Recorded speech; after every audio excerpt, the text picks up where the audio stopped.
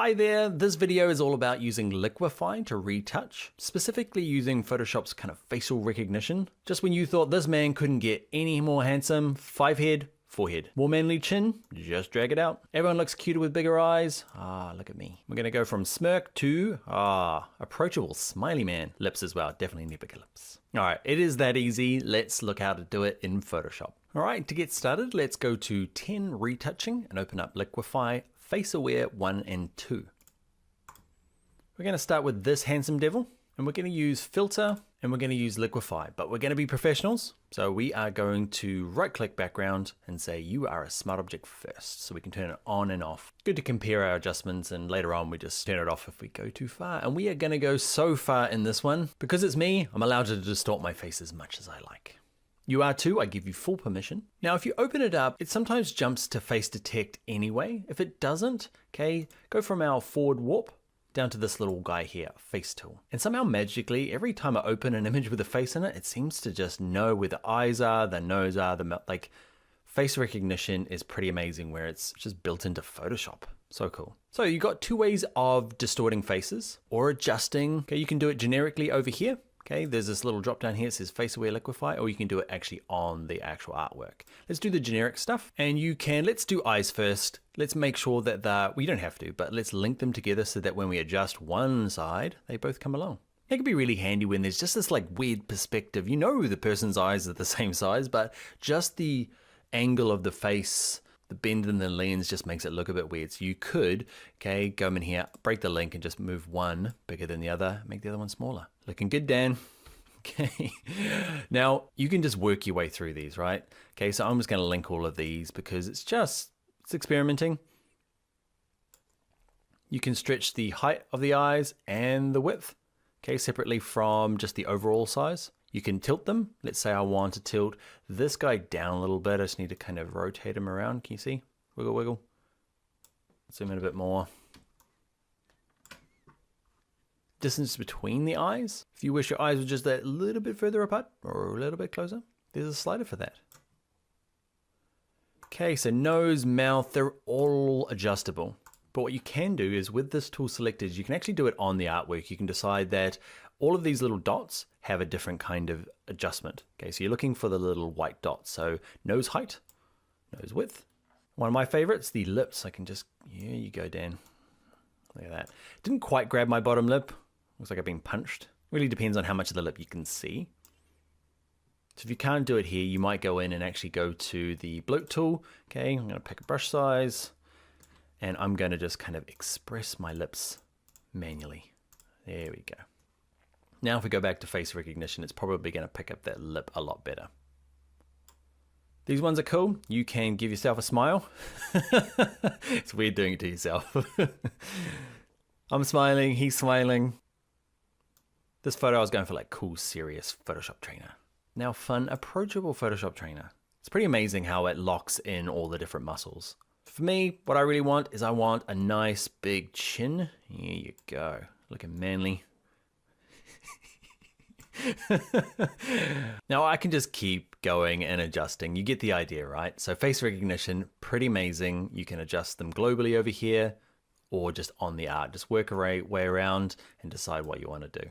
The other one to mention is, and probably for me the most, is my forehead.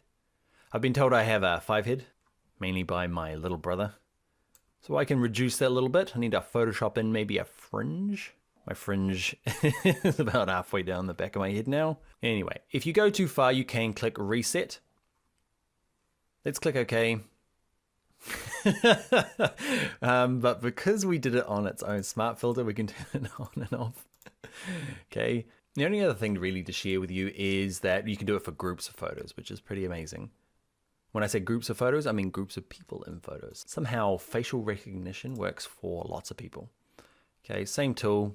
I should have made it a smart object first, but what you can do up here, you can select the different faces. Okay, you can see face, just left to right, 1, 2, 3, 4. So I can pick the 5th person and say, you, my friend, need big eyes. You, my friend, need to smile more. There we go, everybody. He's smiling, he's kind of smiling. She's not smiling enough, come on, let's go. The one thing I'll do before we go is that, say when I'm retouching, often the kind of main trick is to make the eyes a little bigger. You don't want to go too far, so we went quite far in this tutorial, okay? We just yanked them up because it's funny. But when you're doing serious retouching, it's all about the subtleties. People look happier, healthier, prettier when their eyes are just bigger. Okay, so I'm gonna lock these two together. I'm just gonna make this guy's eyes. So you end up doing like these tiny subtle adjustments. What you're looking for is this. Remember Puss in Boots? Okay, people look cuter when their eyes are bigger, especially when their pupils are bigger. And what we used to do is just grab bloat tool.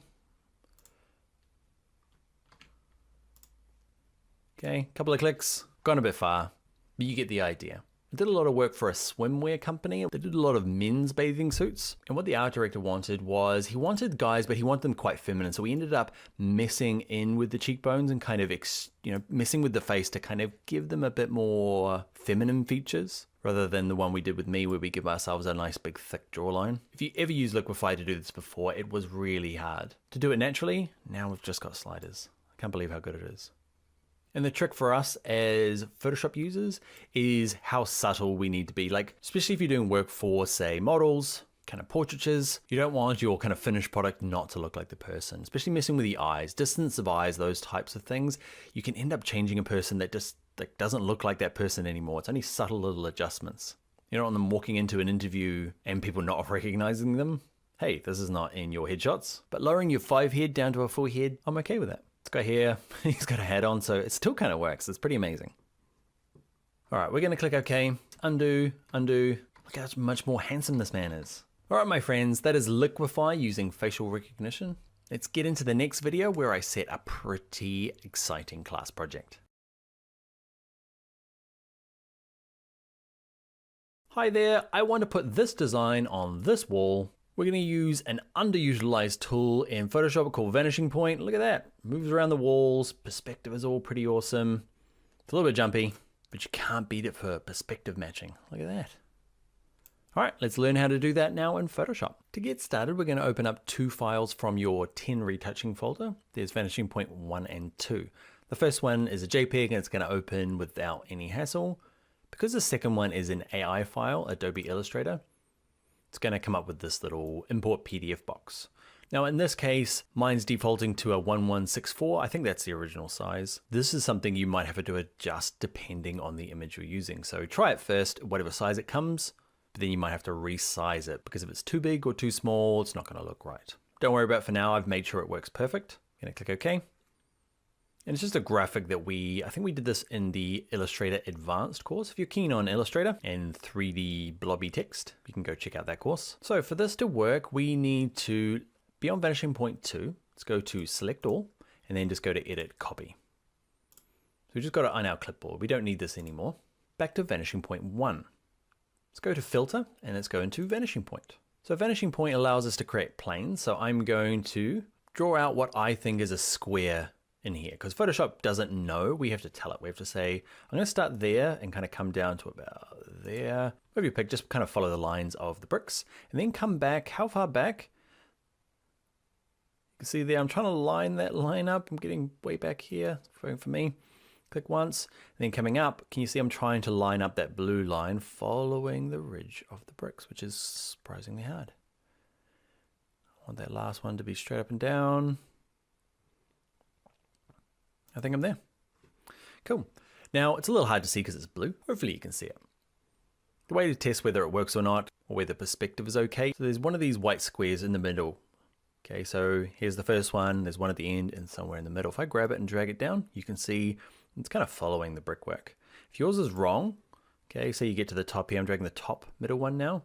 Okay, if I get to the top here, go slow. This program here, it's like a little mini program like Liquify, except this one crashes all the time. In my experience. It's this amazing tool that's been in there forever, but nobody uses it. So I don't think it gets much developer love. Anyway, say that it doesn't quite line up like mine does. You can grab these corners and adjust them. What will end up happening is eventually it'll say, you see that we're in red?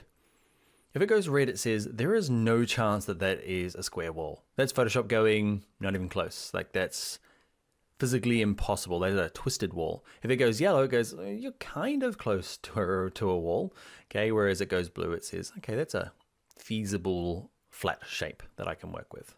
Blue's good. Once you've got it, you can either click OK and go off and copy that graphic. We've already done that, right? We went edit, select all, copy. All we need to do now is go to paste. Weirdly, we can't use the long version. We're in this kind of like vanishing world. So you just got to use your shortcut.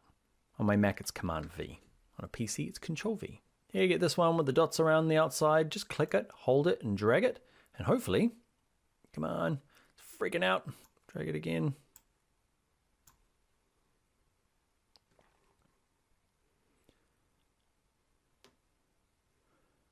All right, and it started working. I'll leave that in there in the edit because that's just the way Vanishing Point works. It's a bit jumpy and clunky. It's really cool though. Awesome, huh? So I can slide this down and I know it's gonna kind of match the perspective. Very cool.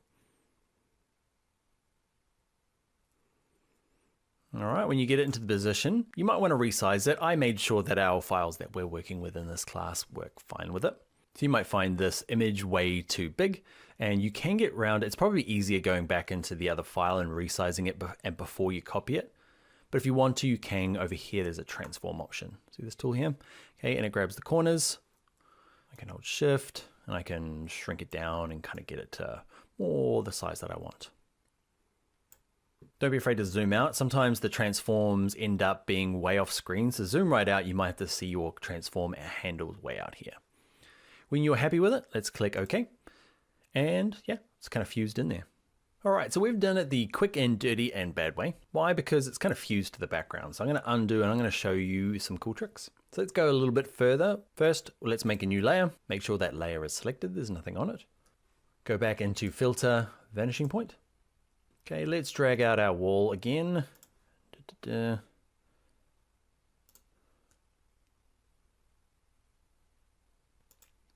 Okay, my first wall, not a success. It says no way, Jose. I'm going to drag it down to the floor. It's getting close. This one here should give us a good indication. You can see it's not quite lining up with the floor. Awesome. Drag the top one up. Not quite perfect either.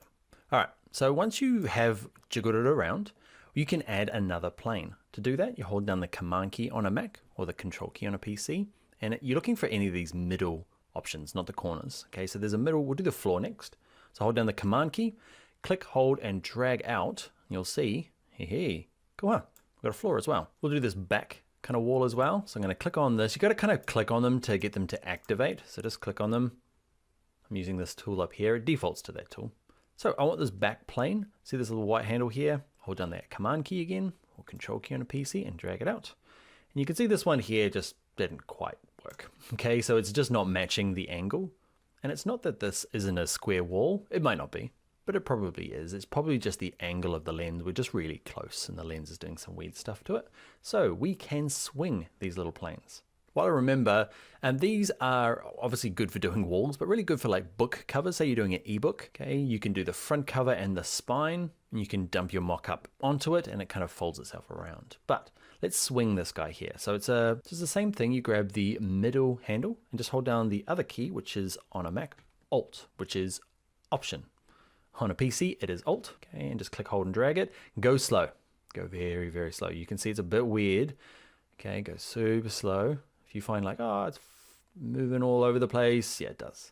Okay, so I'm swinging it, and you can see left and right, kind of swings it like a door. And I'm trying to get my wall to line up with the bricks. Okay, so it's actually going to have to swing around quite a bit. It's really finicky, okay? I'm a pro. I've done this loads, and I'm still finding it quite tough here. Cool, so I've swung it round close to my bricks. It's pretty good. So holding nothing down now, just grab that edge, that stretches it out, and it goes off into the distance. If it needs a bit more swinging, hold down the Option key on a Mac, Alt key on a PC, and go mad, because it's really tough.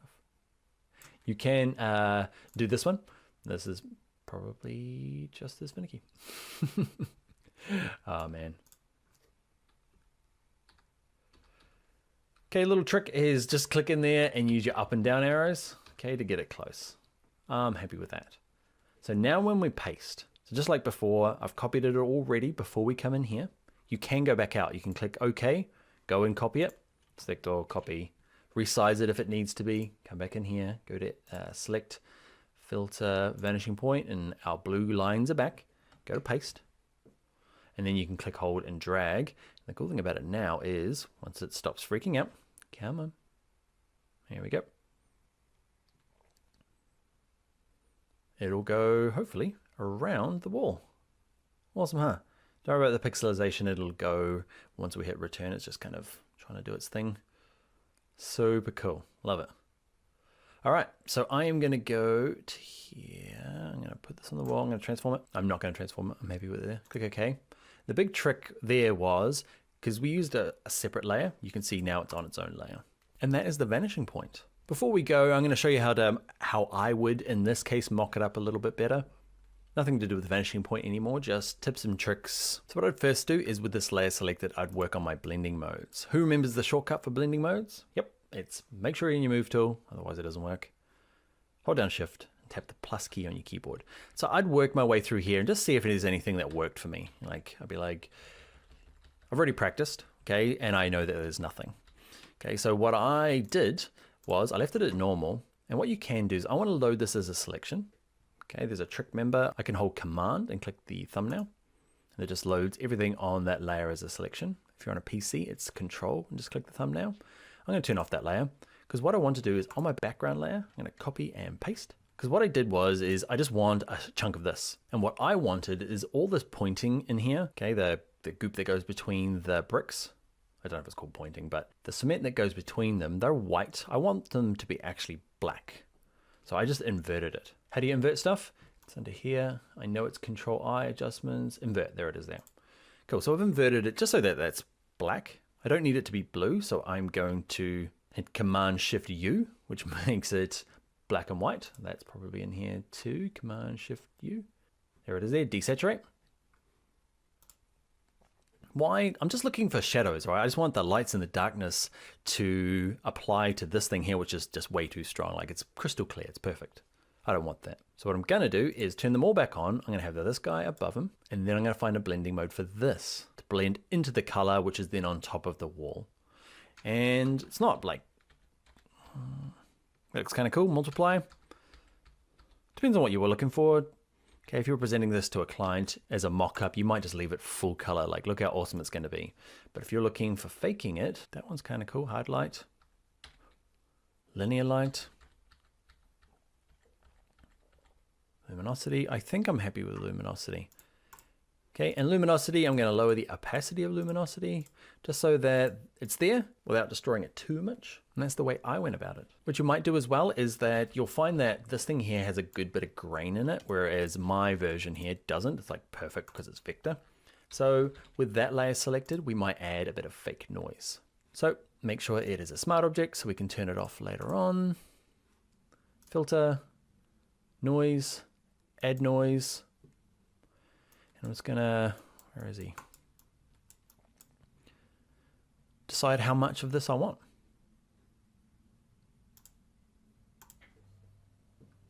Lots of noise, a little bit of noise.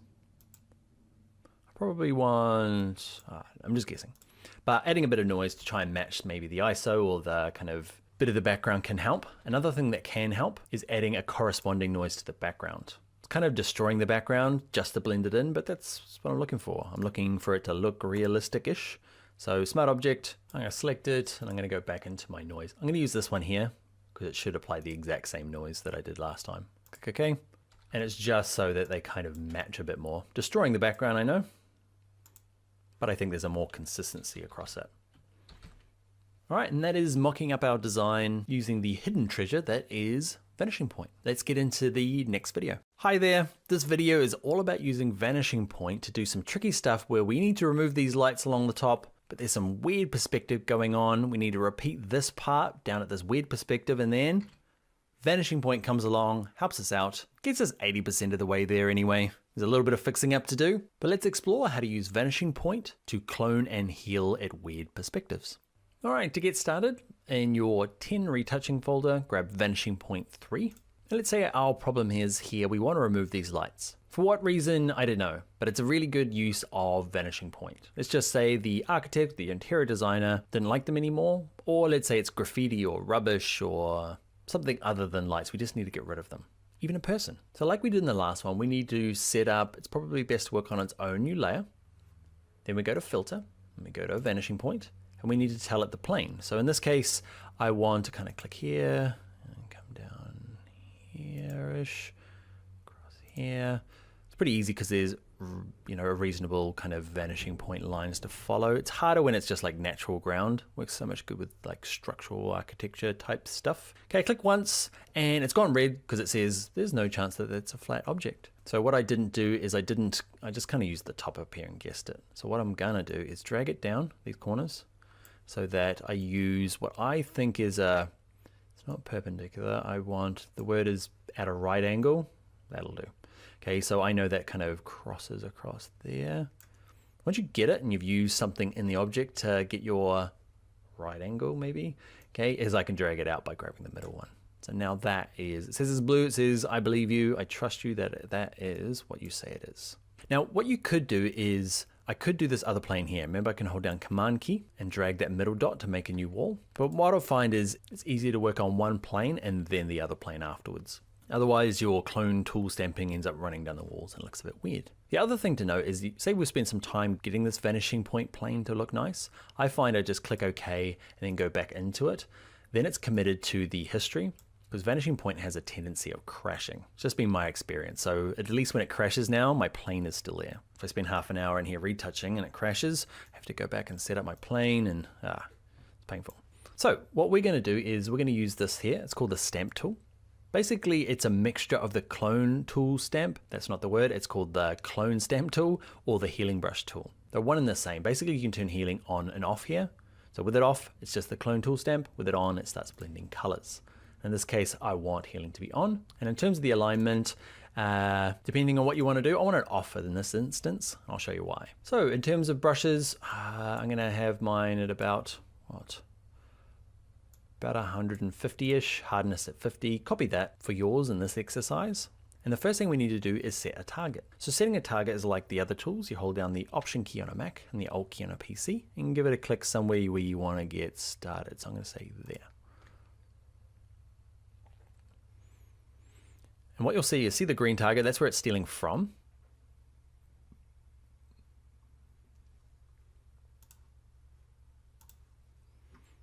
And the cool thing about it is, watch this, when I just kind of move my mouse down, I'm not doing anything, I just kind of move my mouse down, you can see the perspective changes, and that's what makes this thing perfect.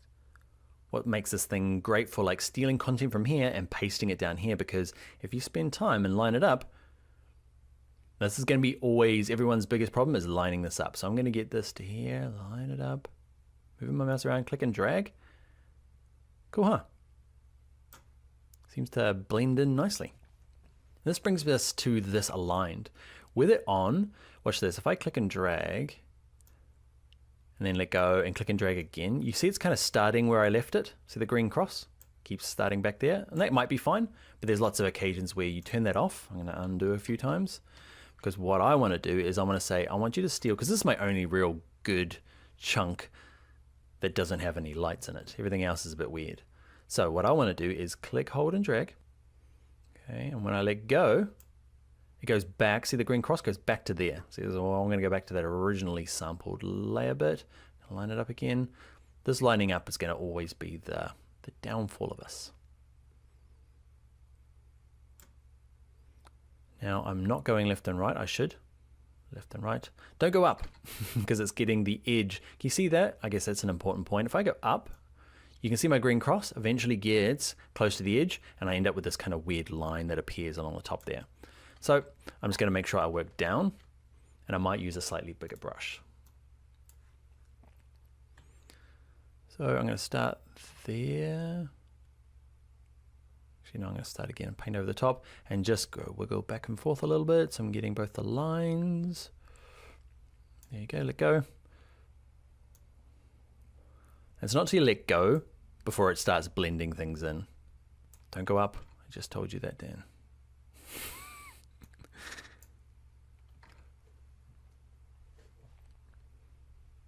Okay, so I'm going to grab this bit here just to fix this bit in here. Bit of blending mode awesomeness. Don't go up. Just go down. I can do this.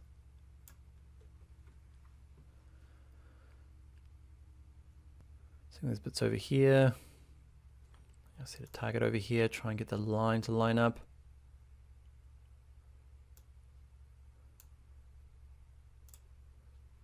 All right, you can start to see I've got a bit of duplication going on. I guess it's just one of the, not the pros or cons, it's just, you've got to be a bit more careful than I'm being.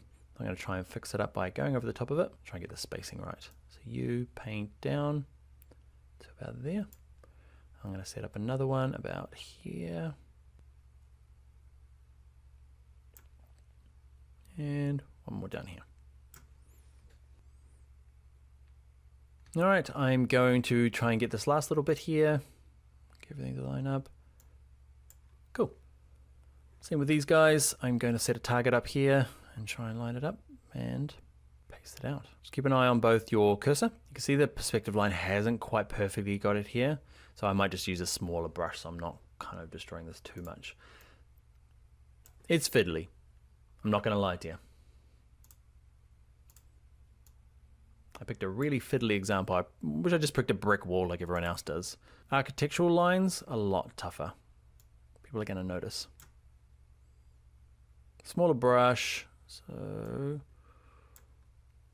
pretty good. All right, these guys here, I can't really get rid of those lines in Vanishing Point because there was none of these that didn't have one. So I'm going to click OK. Because it's on its own layer, I can kind of turn this on and off and see. Is it brilliant? Yeah, that's pretty good. Is it photorealistic? Probably not. But what I'm going to do is I am going to use, say, something like the spot healing brush to tidy this up. Okay, spot healing brush, maybe the patch tool. The only problem with the patch tool is that this is on its own layer, which is quite cool, but the patch tool doesn't work when there are two separate layers. So I'm going to select both of these and hit Command E, Control E to merge them together. Or go to Layer, Merge Layers. And now these guys need a bit of work. So I'm going to use my lasso tool to grab this. Grab my patch tool, find somewhere that I like, and just kind of work my way through fixing these guys up. It's not perfect. It's way better than trying to do it with Edit Transform.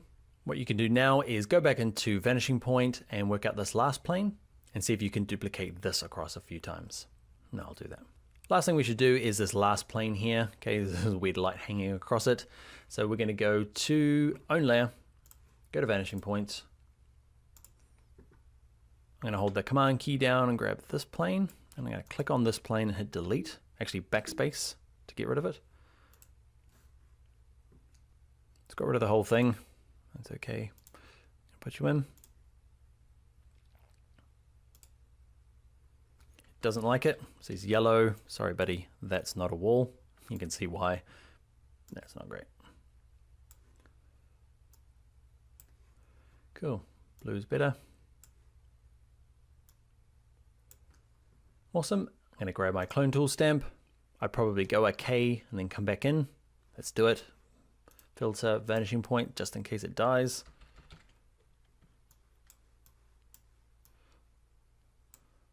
Alright, and I'm going to try and replicate this over and over again over here. Might have to make it just a tiny bit smaller because I don't want to bring in the lines from above. Clone tool stamp. I want you, buddy. My timer to be down a little bit so it's not grabbing the edge.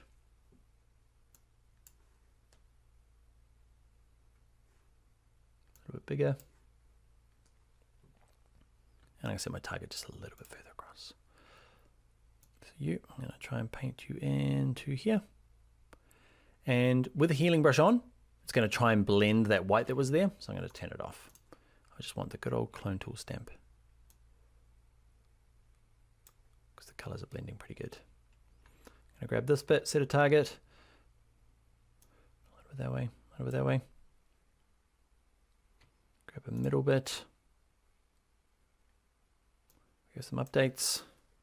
Now that I've got all these colors in here, I might go and grab healing brush on to get it to blend in. Now I can see bits of white kind of poking through, so it's probably going to blend it. See, it's kind of yanking bits of the lights out. So what I'm going to do is I'm going to grab my selection tool and just make sure that this isn't just a little bit lower. Now using my clone tool stamp, I'm going to say, yep. I'm going to try and bring that bit in. Nicer. All right, this bit here as well. Beautiful. Let's click OK. All right, it's on its own layer, and we have fixed the roof-ish. You can see how the vanishing point got us 80% there, 90% there, some touch-ups with the patch tool or the spot healing brush. All right, so that is vanishing point. It has some quirks. Add it to your toolkit of Photoshop awesomeness. But as we saw here, it needed a little bit of extra love. Maybe the spot healing brush, the patch tool, but it can be super helpful for getting that kind of big stuff locked in. All right, on to the next video. Hey there, it's class project time. In your 10 retouching folder, under class project, there's these two, vanishing point A and B.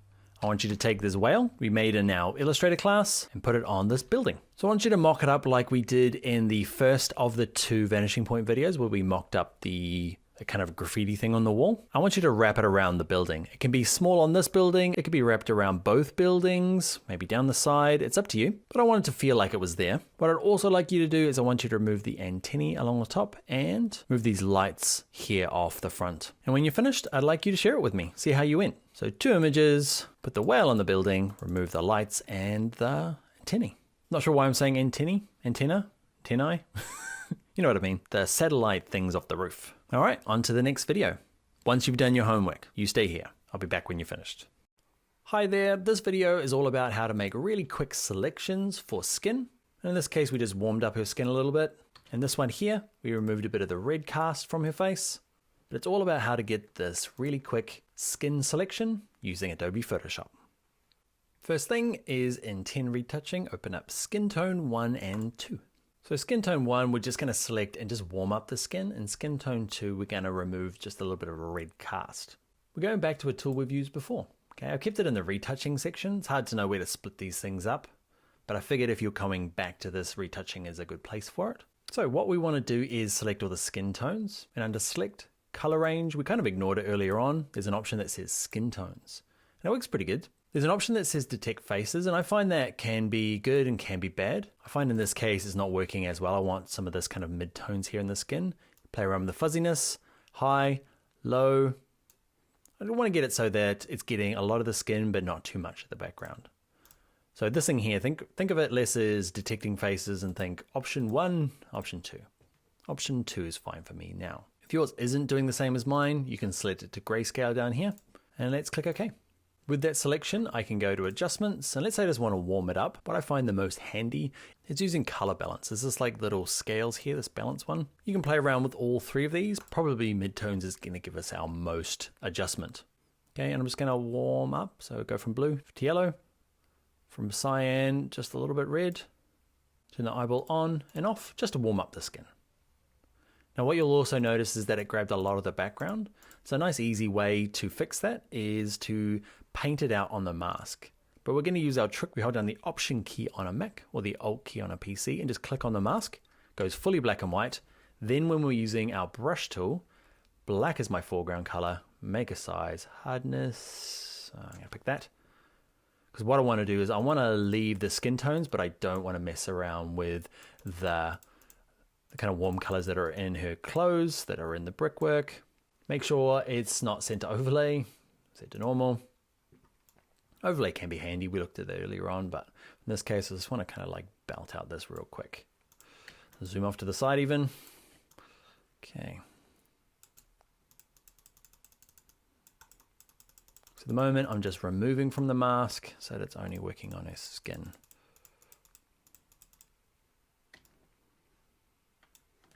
Cool. All right.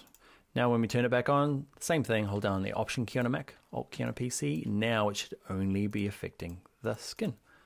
Does she have yellow skin? A little bit too much. In this tutorial, I guess I'm trying to go a little bit too far. So I'm going to click on it again, lower this down a bit. You might even turn down the opacity of this whole layer. So opacity, slide it down, just to warm it up. It was a bit gray before. I'm happy with that. Let's look at another way of doing it. So skin tone 2. This happens a lot when you're shooting on something like a cell phone, where you get some kind of reds in the skin. I'll show you a little trick for this. So we start the same way. So we go to select, we go to color range, we pick skin tones. Face detect in this case works really good. It's awesome. Fuzziness, I'm happy where it was. Click OK. So I've got a selection. Now it's up to you whether you're a curves or a levels person. I'm more of a levels man myself. Okay, and what we're gonna do is instead of trying to adjust the whole thing, we work on just the red channel. Okay, there's information in all three of these channels. You can see green and blue are kind of in the middle here, but red is all kind of lumped to the side. So what we can do is kind of shift it. We can shift the midtones and maybe even some of the darker ones. Just to remove some of the red. On, off. It's pulling some of the color out of it here.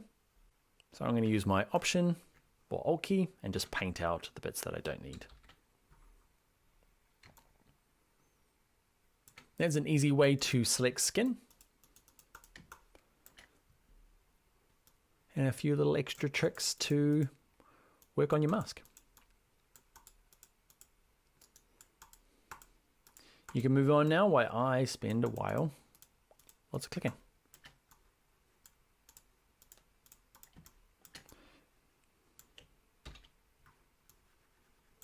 Nice big paintbrush. Remember that shortcut. If you still can't remember, on a Mac, Control and Option key, drag left and right. And on a PC, you hold down the Control key, click and drag the right mouse button. The weird one, the right click. Click, hold and drag it left and right. Up and down is the hardness. All right, Option click it again. So just the skin, just working on the red channel. And in this case, I removed too much from the hand as well. Okay, so down here, there's a bit of red in it. So what I'm gonna do is paint the other way. So smaller paintbrush. I'm going to hit X on my keyboard to bring white to the front. I'm going to paint that out.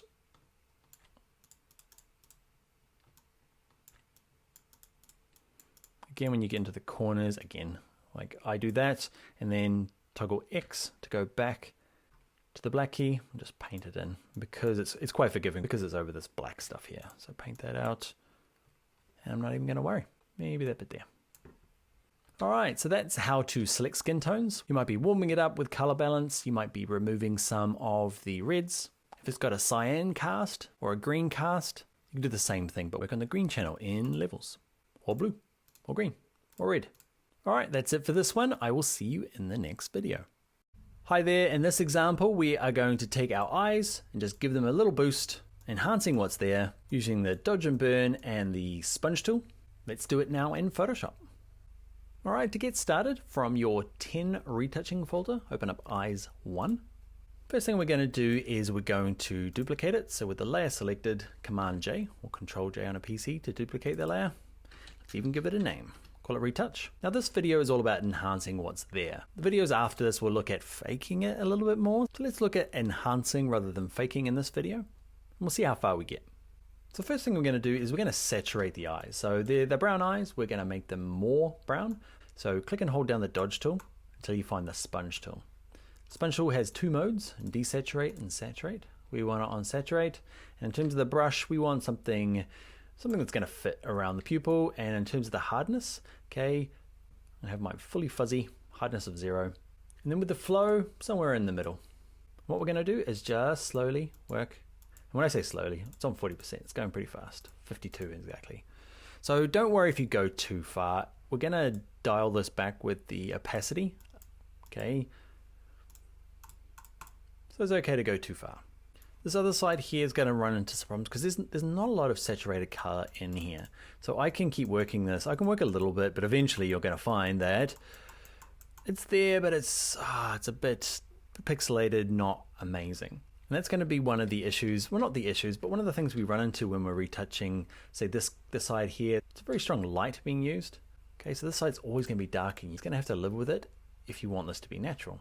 But don't worry, I'll show you how to fake it. Let's say that works for us.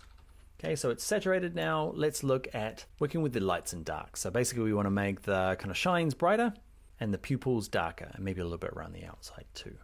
The best way to do it is it's in that same little group. Dodge and Burn. Dodge makes things whiter, Burn makes things darker. So grab the little paddle. So we're going to brighten it up first. And what are we going to brighten? I'm going to brighten the highlights. I want the highlights to get brighter. Exposure is just like how much of this is being applied. I'm going to have mine low enough. I'm going to click this a couple of times just to brighten up the shine.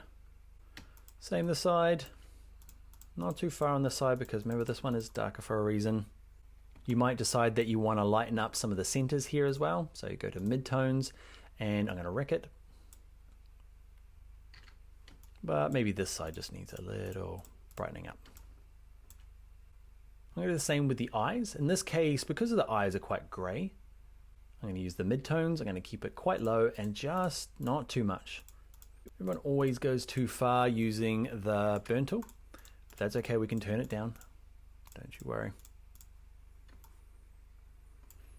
So how are we doing? Yes, yes.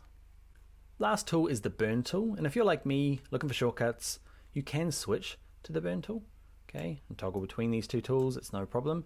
But if you are on the dodge tool and you want to start burning something, so you're dodging the eye and then you want to burn this bit, just hold down the Option key on a Mac or the Alt key on a PC. Nothing really changes over here, except now these exact same settings are being used for the burn tool.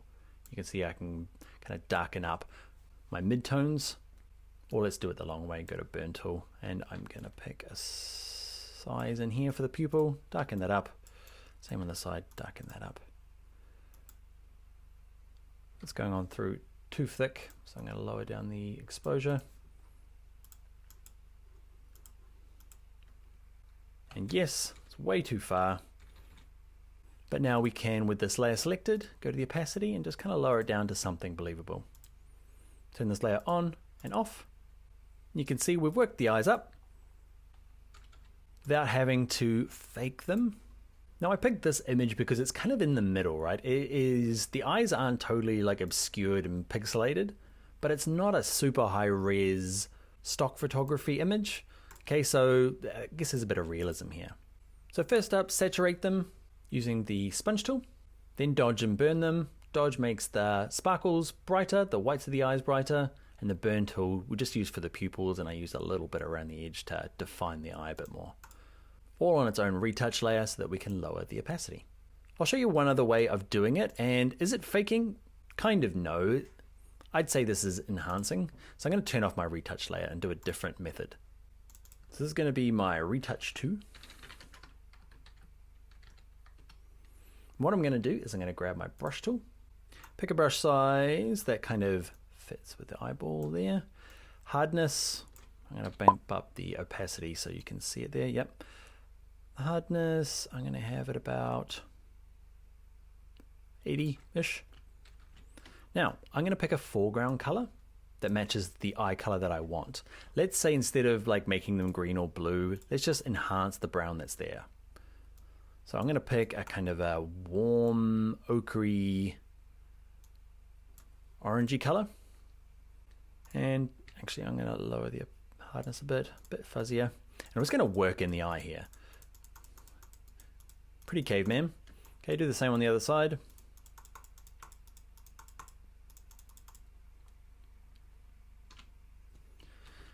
Zoom out, and then it's just finding a blending mode. So remember we had the problem before of there's just not a lot of hue in that eye to bring out. Remember we tried to use the sponge tool? Now, with this layer selected, let's work through the layer modes. Remember the shortcut is Move tool, hold Shift, and tap the plus key. Okay, or you can do it the long way. Just keep clicking on these until you find something that is, let's say, color dodge. Let's keep going. See what else is there. Color dodge.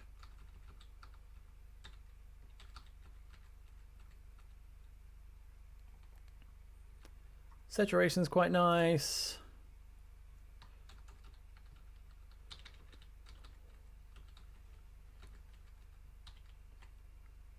Color dodge is a bit extreme, so it will depend on the color you've chosen. Say you've chosen green eyes, you'll find a different one of these will work.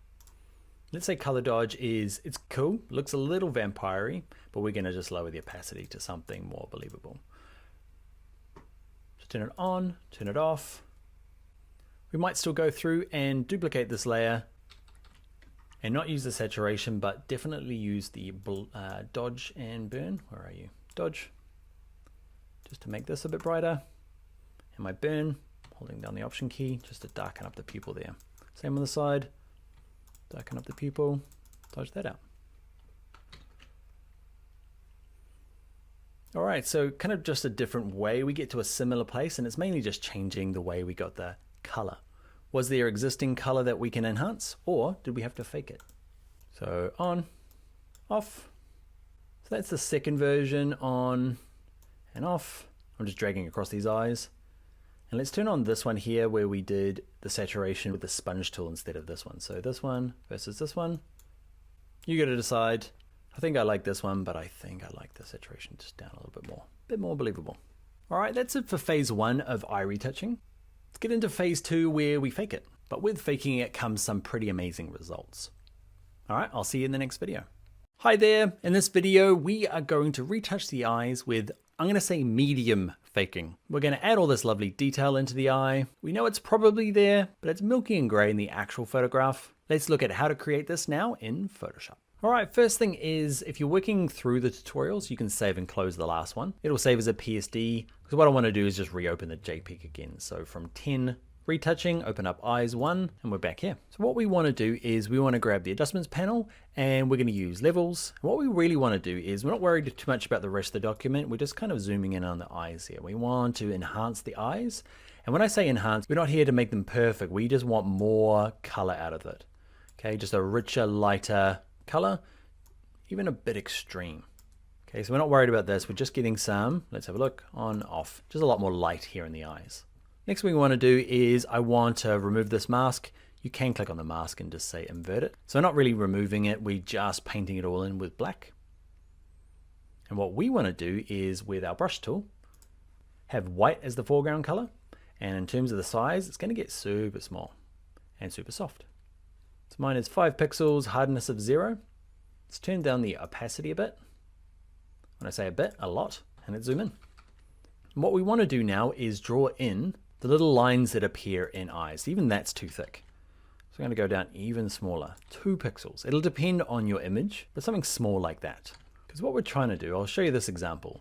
You can see this kind of gross zoom up of an eye. You can see all this detail in here, and that's what that kind of Milky Way galaxy awesome lines in here really help an image stand out. So plus we want these kind of like little ripples in here. So we're going to use this as our visual guide.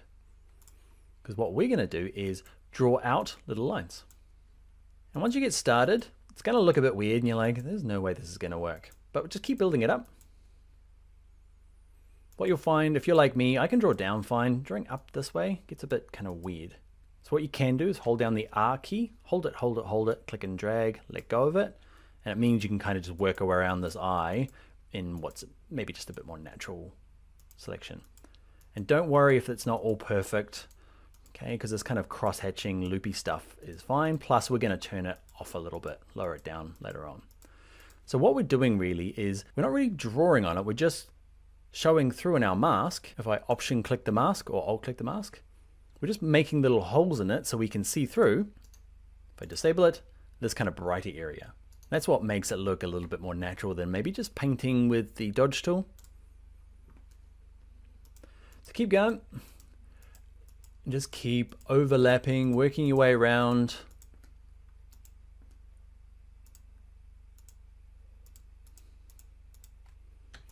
R key, if you want to get rid of it, okay, you don't like the rotation anymore, escape key kind of gets it back to square one. R key again. What I'm going to try and do now is I'm going to try and do some of those little loops.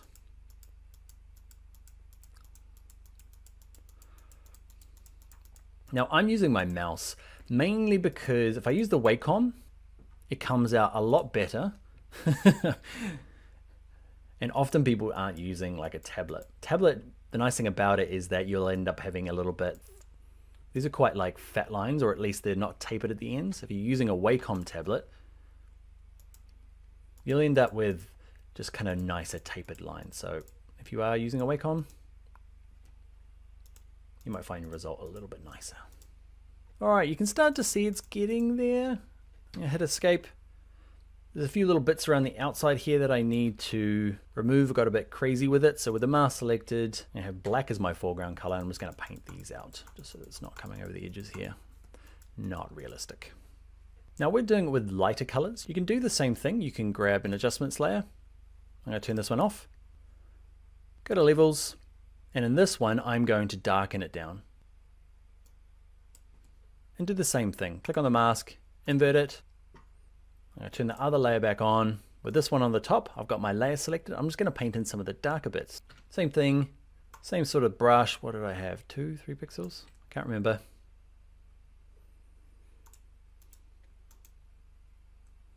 Make sure weight's your foreground color and just kind of paint in a few of these other bits.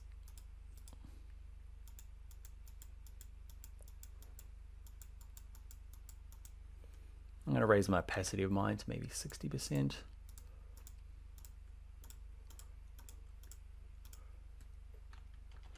Maybe some shorter little lines.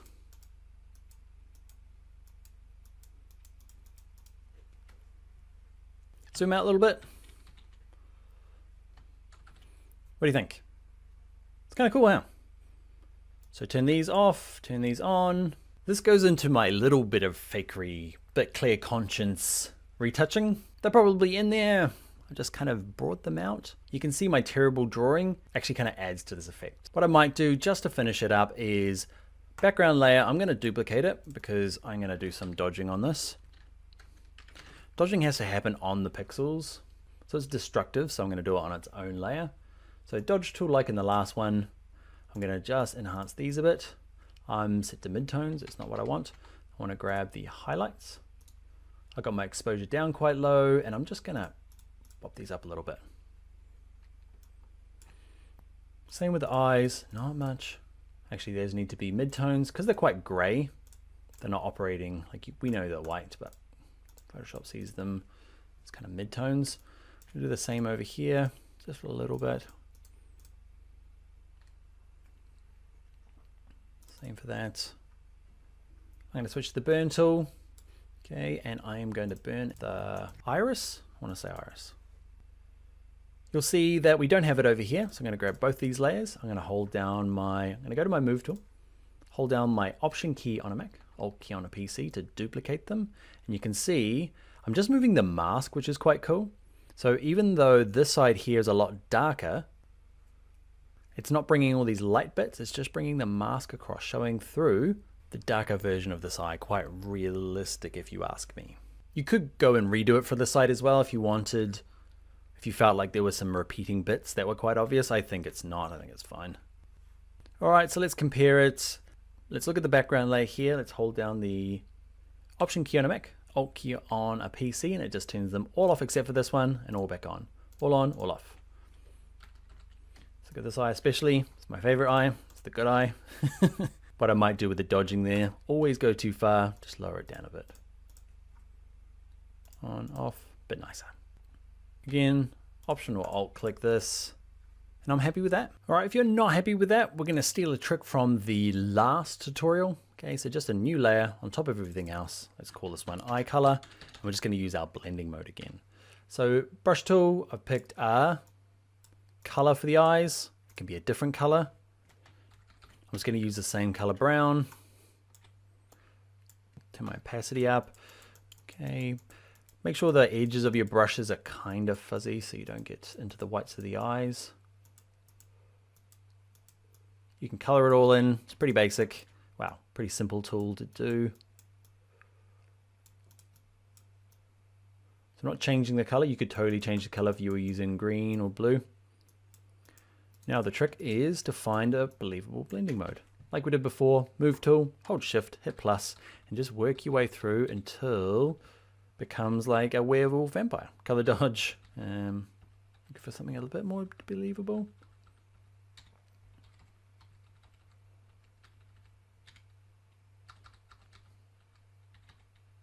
Okay, color dodge is working for me, just the opacity.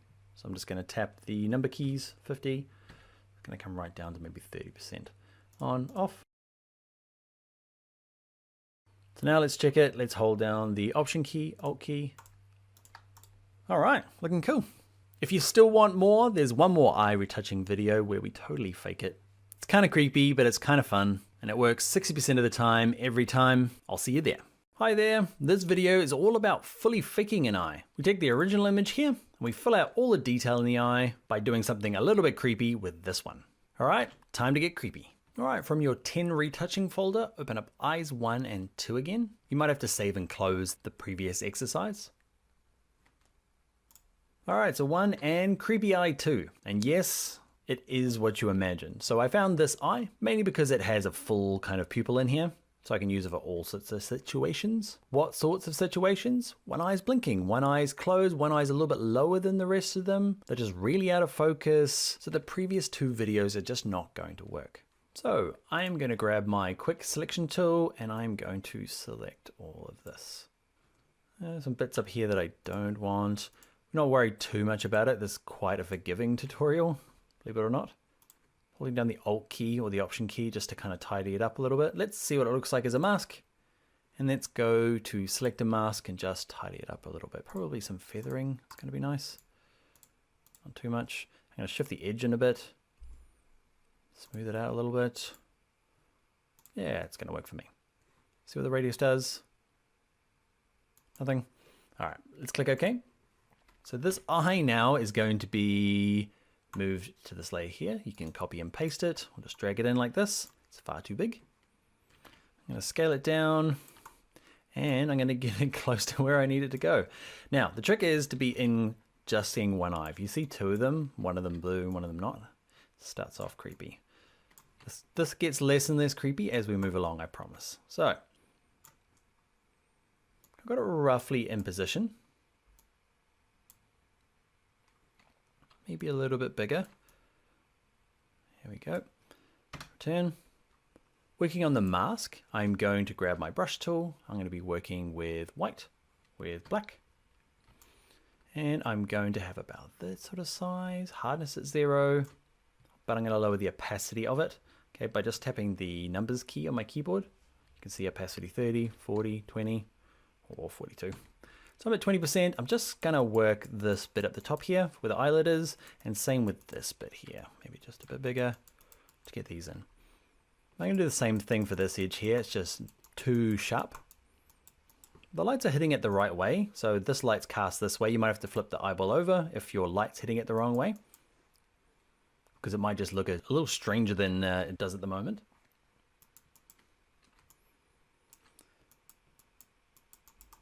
All right, and what I really came for is I really want all this kind of detail in here. So instead of drawing it out by hand like we did in the last video, I'm now going to click on my actual, not the mask, I'm going to click on the actual layer, and I'm going to work my way through and try and find a blending mode that works.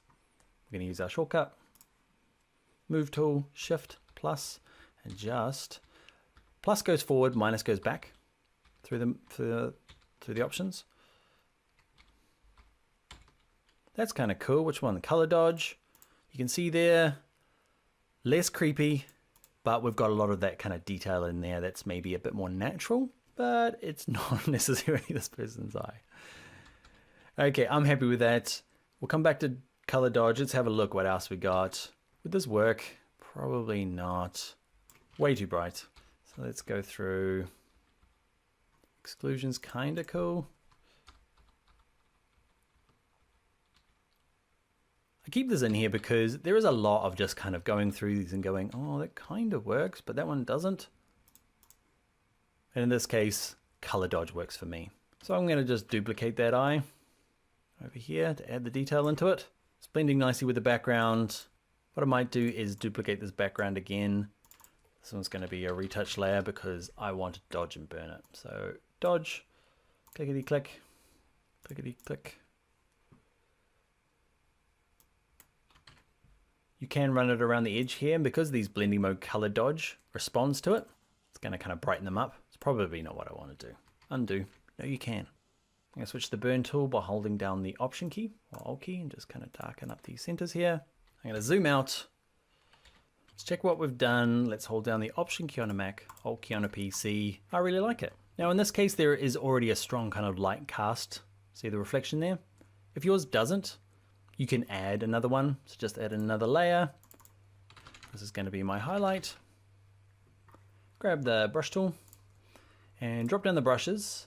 And in here, there's a bunch of, it depends on what version of Photoshop you're using. Go through and find, like, you can get away with murder in terms of the reflection. Sometimes with a strong kind of like light that's coming from a window pane, or in this case, there's a bit of a kind of a mixture coming through the trees in this case. So I'm going to go to dry media brushes and I'm going to pick one of these. I'm going to use this one here, Kyle's Ultimate Charcoal Pencil. I'm going to have white as my foreground color. I'm working on this layer here. I'm going to zoom in and I'm going to just add my own. So what size brush? Yep, this one here. I might lower the opacity a little bit as well. It's actually the flow in this case. And I'm just adding these. I'm trying to kind of fake it a little bit. Do the same to this side. It's not quite ready yet, because what I want to do is, once I've got it here, play with a layer mode again. I rely on layer modes a lot in Photoshop just because they're so useful for blending things in. You can see there, enhanced it up. Is that different from normal? Let's have a look. A little bit less. Let's have a look at anything else in there. Layer modes. Ooh, I think soft light is the one for me. Giving me a different consistency on this lighter eye and this darker eye. You might lower the opacity of it down a little bit. Maybe up a little bit more. And all right, we're actually done now. Hold down Option or Alt. Give that last one a click. All right, some pretty cool eyes. They're not hers. Not all of it anyway. All right, so that is going to be us. There's 3 ways of doing eyes: enhancing it, a little bit of faking, and then using creepy eye. They all have their place. I hope you found them useful. I'll see you in the next video. All right, time for a class project. You might have noticed throughout this course I've sometimes called it class exercise, sometimes class project. You've probably seen that. I'm gonna try and remember to call it class projects from now on. What I want you to do, we've gone through 3 different ways of doing eyes: enhancing it, remember dodging, burning, and increasing saturation using the sponge tool. That was the first one. Then we made an adjustments levels layer. You could use curves. And then we painted those lines in. Then the last one, we totally faked it. We used somebody else's eyes, found a good blending mode, and used that to create the detail in the eye. So in your exercise files, under 10 retouching in class project, there are these 3. Work your way through all 3 of them, okay, with the 3 different techniques, hone and practice your skills, and then share them with me. When you do share them, I'd love to know what you did, which technique you used, maybe a mixture of both of them. I can't wait to see what you do. All right, on to the next video. Hi there, this video is all about teeth whitening, before, after. It's easy to do, and the cool thing about it is once you've done it once, you can reuse it over and over. Ready? That is the after, ready, before, after, before, after. It's a nice retouching trick. Let's learn how to do it now in Photoshop. All right, to get started, from your 10 retouching folder, open up teeth 1 and 2. Let's start with number 1. To get started, let's make a real just basic selection. So I'm going to use the quick selection tool. I'm going to zoom in, brush size. I'm just going to pick the teeth, but not the gums. But we're not spending too much time here. Okay, it's easier just to get most of it done and then brush in the edges using your brush tool a little bit later on. Don't get the gums. Don't get the gums.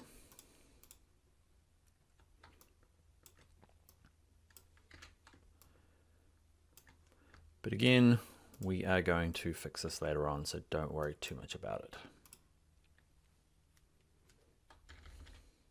All right, most of the teeth. All right, first up is we need some consistent color because there's bits of whites and bits of yellow. You might have darker bits of brown in there as well. So what we need to do is get some consistency. Easiest way is to go to your adjustments panel. We're going to use the hue and saturation. And what we want to do is colorize it. It's kind of weird, right? But at least it's a consistent color. We don't want it to be consistently pink. So crank up the saturation until you find you want a yellow color. I know we're just trying to get rid of yellow, but I'll show you what I mean in a second. So if you find just a kind of a warm yellow, just something like that, and then crank the saturation way down. Because if you go 0 saturation, nobody has that white teeth, or at least gray teeth. So you need some yellow in there. And that's the trick. Because it's not perfectly white, there needs to be some yellow in there. So let's turn it off. So lots of yellow and inconsistent yellow, whereas just a little subtle hint of yellow.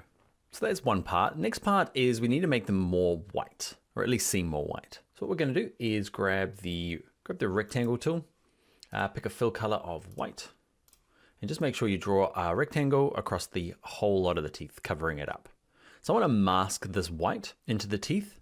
So what I could do is hold Command on a Mac or Control key on a PC to get that selection and have like 2 selections going. So I've applied a layer mask to this one as well, but the trouble is we'll end up having to adjust a couple of different layers. So it's a stage like this where it's really handy to have this layer mask on a group and just have everything inside of it. We're gonna have 3 layers. Levels, this white rectangle, and this hue and saturation. And we'll just get them all to use the same mask. So I'm gonna undo that. I want the selection, which is cool, and I want to delete that layer mask, so I've right-clicked it. I'm going to select both of these, hit this little folder down here, put into a group, and now apply the layer mask to that group. Just means that these guys here don't need their own individual masks. So that doesn't look amazing. We're going to fix the edges. The first thing you want to do is have your rectangle selected, and we're going to play with a blending mode. Okay, so remember, I'm going to click on one of them, then make sure I'm on my move tool, hold shift, hit plus, and just kind of work your way through until you find one that you feel works. It's probably going to be soft light. It's not always though, so I guess I want you to have a work your way through and find one that works. Soft light here makes it nice and white. Probably a little too strong, so we're going to lower down the opacity. Again, we're not worrying too much about the edges. We're going to feather those out. To check how far we've come, who remembers what I can click here just to turn that layer on by itself and turn all the others off? You remember? Yeah, you do. If you're on a Mac, it's Option and give the eyeball a click, or Alt on a PC. So definitely more white, not super believable just yet. We're going to do 2 more things. One is the levels. We just need to increase. There's just kind of it's too washed out in lots of places here. But let's create an adjustments levels. And in here, we're just looking to just maybe bring up the blacks a little bit, just so that there's a bit more kind of contrast in the teeth. Don't want to go too low with the midtones. Let's keep those nice and high. And maybe a little bit higher here. And the highlights. That's up to you. Do this levels need to be turned down a bit? And maybe this hue and saturation. Okay, does it need less of the yellow? Maybe just a touch. Before we go and adjust all 3 of these, let's kind of blend the edges a little bit better. You could go and see how well you go with just selecting the mask, going to select the mask, and to see how you go with feather. I'm probably gonna start with feather and then brush it in. Click OK. It's really better. Undo, redo. That might be enough for you, but you might have teeth in the background here that it, let's turn this one on and off. I'm okay with it actually. I might feather it a bit more, but I also want to show you, let's just work on the mask with the brush tool. Make sure on your brush tool here, I was using a special effect brush, go back to general brushes and just pick the first one. And I'm gonna have my flow at 100% and maybe turn down the opacity a little bit.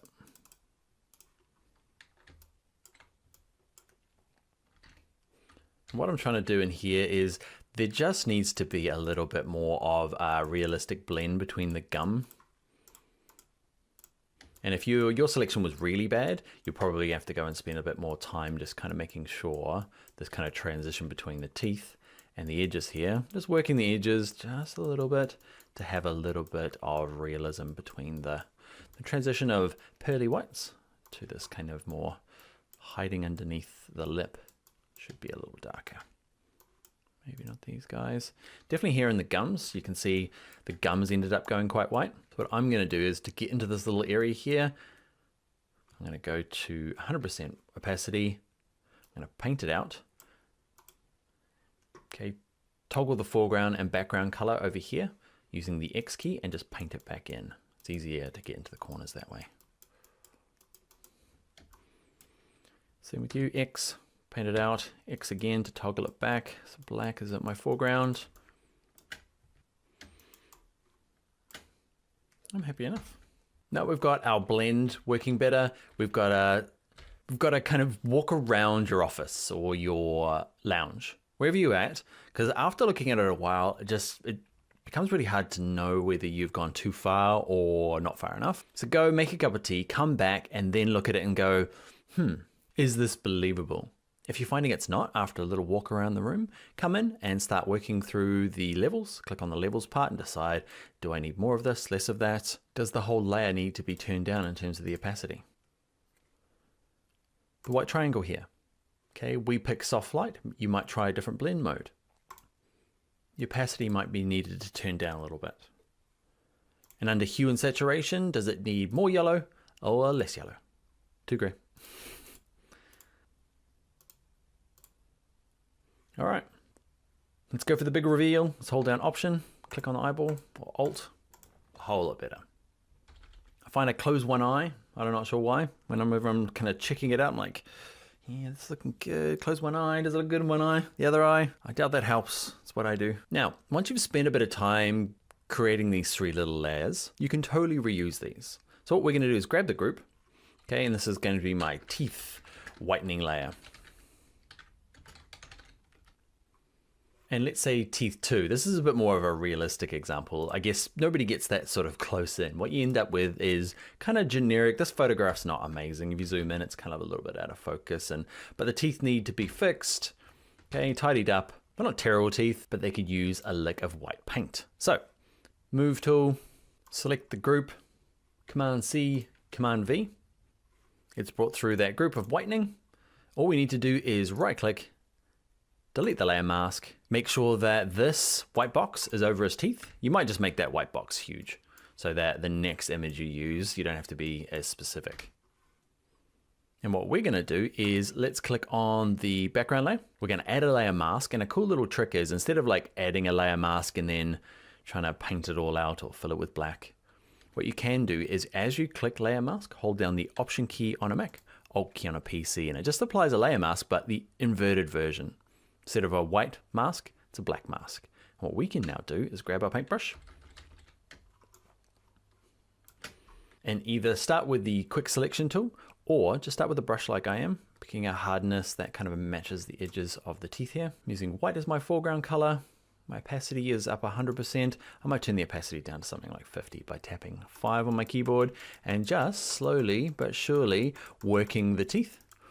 Okay, again, we're gonna have to probably do some adjustments. Okay, levels and the hue and saturation to make this thing believable. But you've got all most of the work done in the group. Okay, and there's just some tweaking you need to do.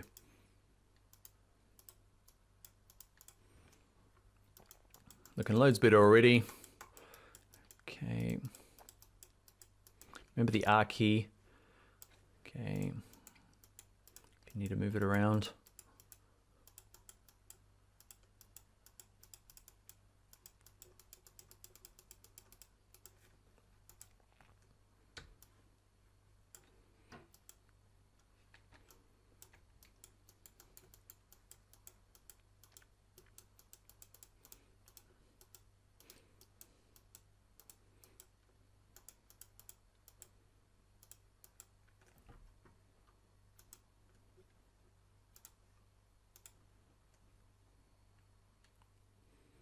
All right, escape to rotate it around. I'm leaving just a little bit of yellow in the corners there.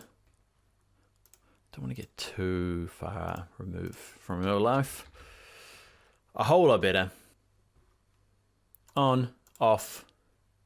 And now you can go through, drop this down and decide, do I need to mess with the levels a bit more? Maybe lower them down a little bit, raise them up a bit. Okay, make your tiny adjustments. Too much, too little. A little bit. Nice. Hue and saturation, I'm happy with how the saturation is. Cool. Option click, on, off, on, off. And that, my friends, is how to whiten teeth using a mixture of hue, saturation, a big old white layer, and levels. Now with levels, that sometimes is optional. Okay, it doesn't always need it. It did in these 2 examples, but lots of times it doesn't. And if you keep them in a nice little group, you can reuse them on different documents. All right, friends, I will see you in the next video. Hi, everyone. It's class project time. I'm going to set you loose on a project we started in a previous tutorial. It's the one we did with eyes. So in your 10 retouching under class project, there's a file in there called eyes C. So we did the eye, so hopefully you've done that. Don't worry if you haven't, but grab this file and we're going to work on the teeth. So her teeth are perfect. So we're going to have to be reasonably subtle with this one, but use the same techniques. Okay, so there'll be a hue and saturation layer, there'll be a white layer with the blending mode, and we're gonna adjust the levels. I want you to see if you can get it so that it's hard to tell. You can make gleaming white teeth if you like. Maybe make 3 versions. Before, realistic, and then Colgate smile. And what I'd love you to do is, I'd love you to share it, but I want to share the before and after. So take a screenshot of it as this and your version that you've finished, and maybe the super gleaming white version if you want to as well. I'd love to see it. Drop it in the assignments or in the comments or tag me in social media. All right, I will see you in the next video.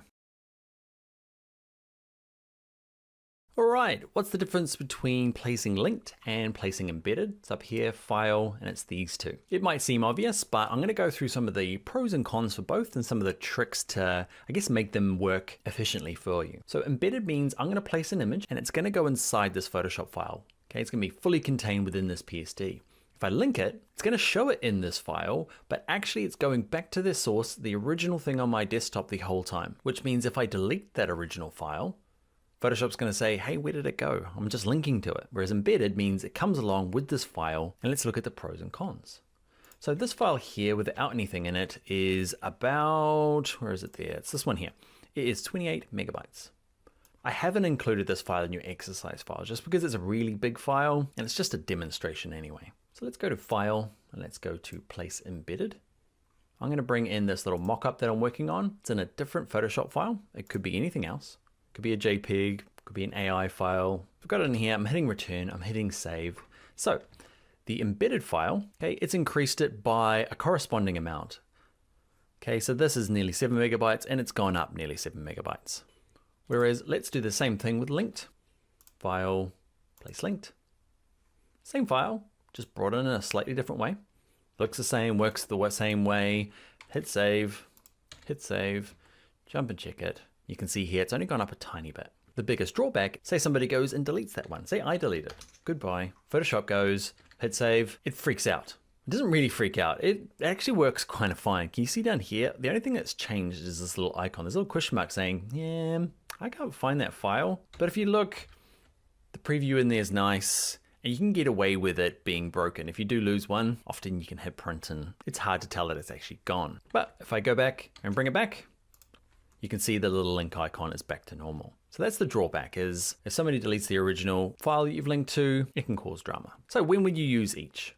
Basically, when I'm working by myself in my own little world, I often just embed. When I'm working at a larger agency where we're all sharing files, and for us all to bring in the same graphic on lots of different documents, we're gonna have a kind of ballooning file size. Plus, if anybody needs to make an update to this linked file, everyone's gonna have to open up all the PSDs and try and relink it, or at least update it based on that. So big agency work, use a lot of linking. Me by myself, working in my home office, I tend to just embed everything. How to know what's embedded and what's linked?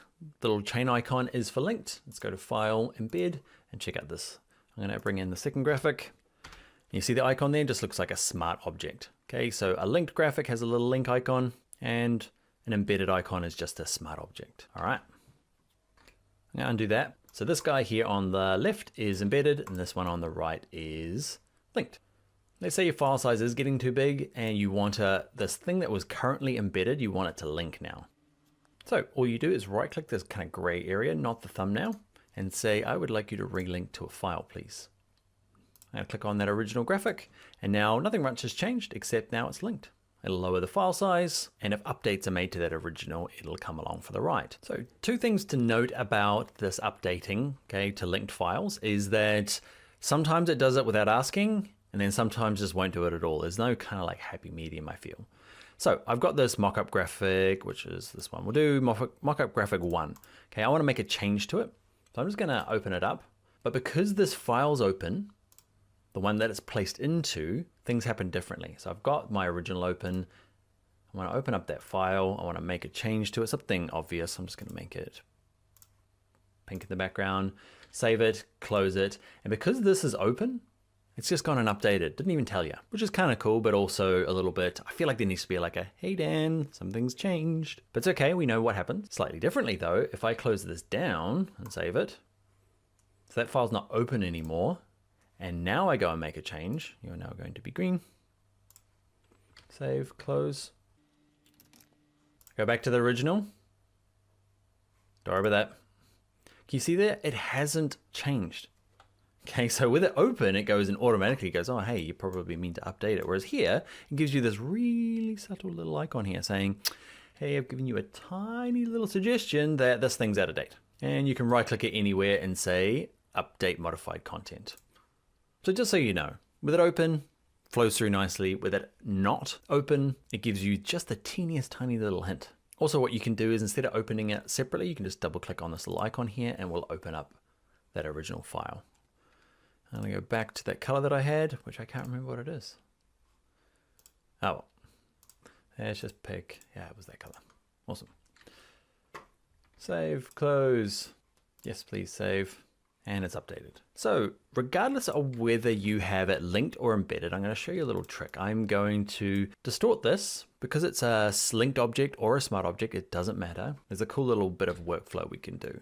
So we mock it up. We say, actually, I'm going to get edit, transform, distort. I'm going to get this looking.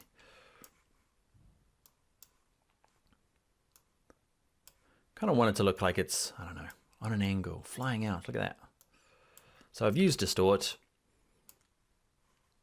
I'm also going to get it to clip to the background blue color. There it is there. So I'm going to move it down the layer order by holding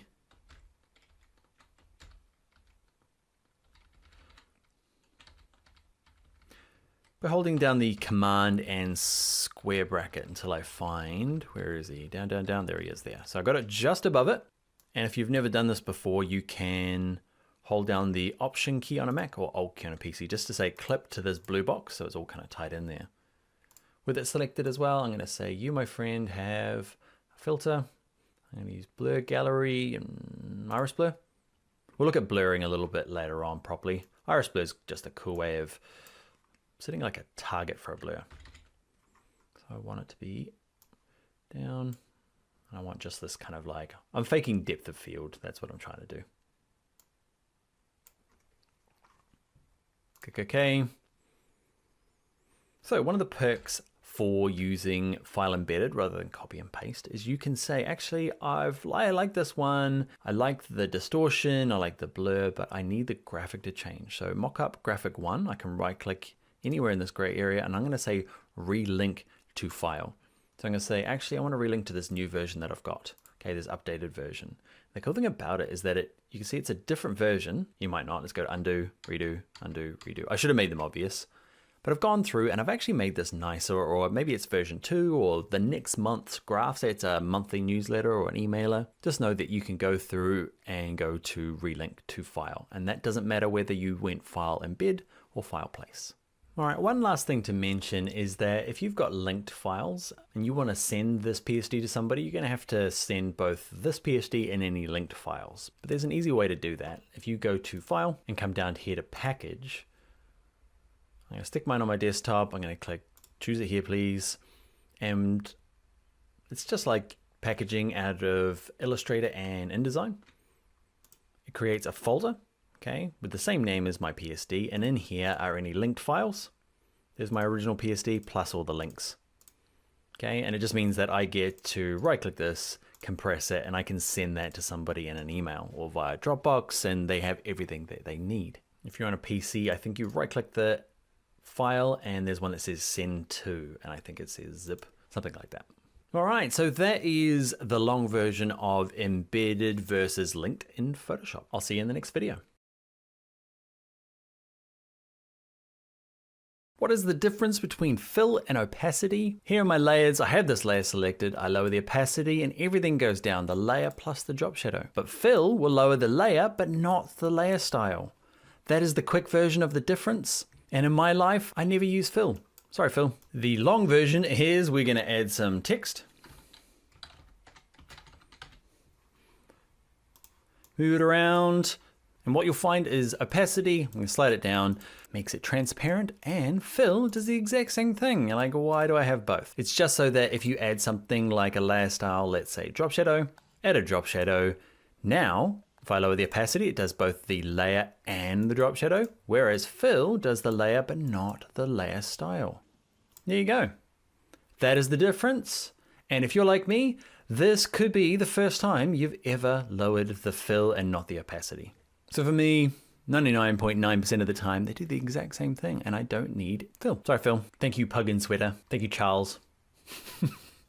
Pugs are awesome. All right, next video. Hi there. This video is about layer comps. What are they? They are ways of saving an option A and an option B of a layout, all within the same PSD. So I'm in one PSD. I can click option A, Option B, and what it does is it turns on and off layers, moves them around to whatever I had saved in the 2 different layer comps. I can export these as JPEGs at the end, and it's just an alternative to having 2 PSDs, an option A and an option B. You can have it within the PSD. All right, let's go and learn how to do it. To get started, go to your 11 layers folder and open up layer comps. Let's open up the layer comps window and layer comps. So for 2 versions, I like this version. This is one that I want to say present to my client, but I want another version, an option A or option B. So first thing is let's create a new comp. This one's going to be option A. I'm gonna have all of these ticked on. It just means visibility means the eyeball on and off. It's gonna remember that, which layers are gonna be turned on and which ones are gonna be turned off. Where those layers appear, okay, the position of them, and the appearance. So if it has a drop shadow or not. I want all of those on. Click OK. There's option A. Cool, so it's gonna remember that. So what I need to do now is I want to make an option B. So I've got this quotation, I've got the speech bubble. I'm gonna duplicate Puglife, Command J. I'm gonna have it above. I'm gonna make it smaller so it fits inside of here. Hit return, and I wanna turn that layer off. So I've just made some adjustments. It could be anything. Now I want to hit this new layer comp. And this is gonna be option B. Click OK. So now what I can do is I can say, hey, people that are looking at this option, here's my option A and option B. It's the same Photoshop file, but I can rearrange, reorder, turn on and off layers to kind of show a couple of different options. It might be cover options, it might be logo layout options, and it's just an alternative to having 2 PSDs sitting on your hard drive. In all honesty, I'd probably have layer comps A and B and not use layer comps, but that's my personal preference. I want to show you, because we're advanced people, you might love this. You might be working somewhere where this actually makes a lot of sense. To take it a little bit further, let's say that option B is fine, but this needs to be just a little bit smaller. I'm just gonna shrink it down a bit, and okay, you go there. This needs to be a bit smaller as well and moved up. So you make some adjustments. What you can do now is you can click on this option here, this little like refresh button that says update it. So now when I go to option A and option B, or just click through these arrows if you've got a few different versions, you can toggle through them all. It's updated. Even more, you can export these layer comps to their own files. So you can go to File, go to Export. You can decide whether export layer comps to files is going to give you a bunch of JPEGs or PNGs, and this one here is obviously going to be a PDF.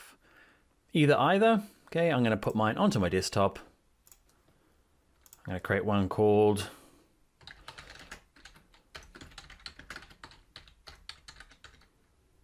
layer comp export, hit open. What do I want? I would like the comps to be JPEGs, please. And yeah, that's fine. Kick back, run. Thank you, Photoshop. And there's my layer comps export, and there's the 2 JPEGs. The same thing works for PDF. Okay, it's in that same little bit. File, export, layer comps to PDF. That, my friends, is layer comps. On to the next video.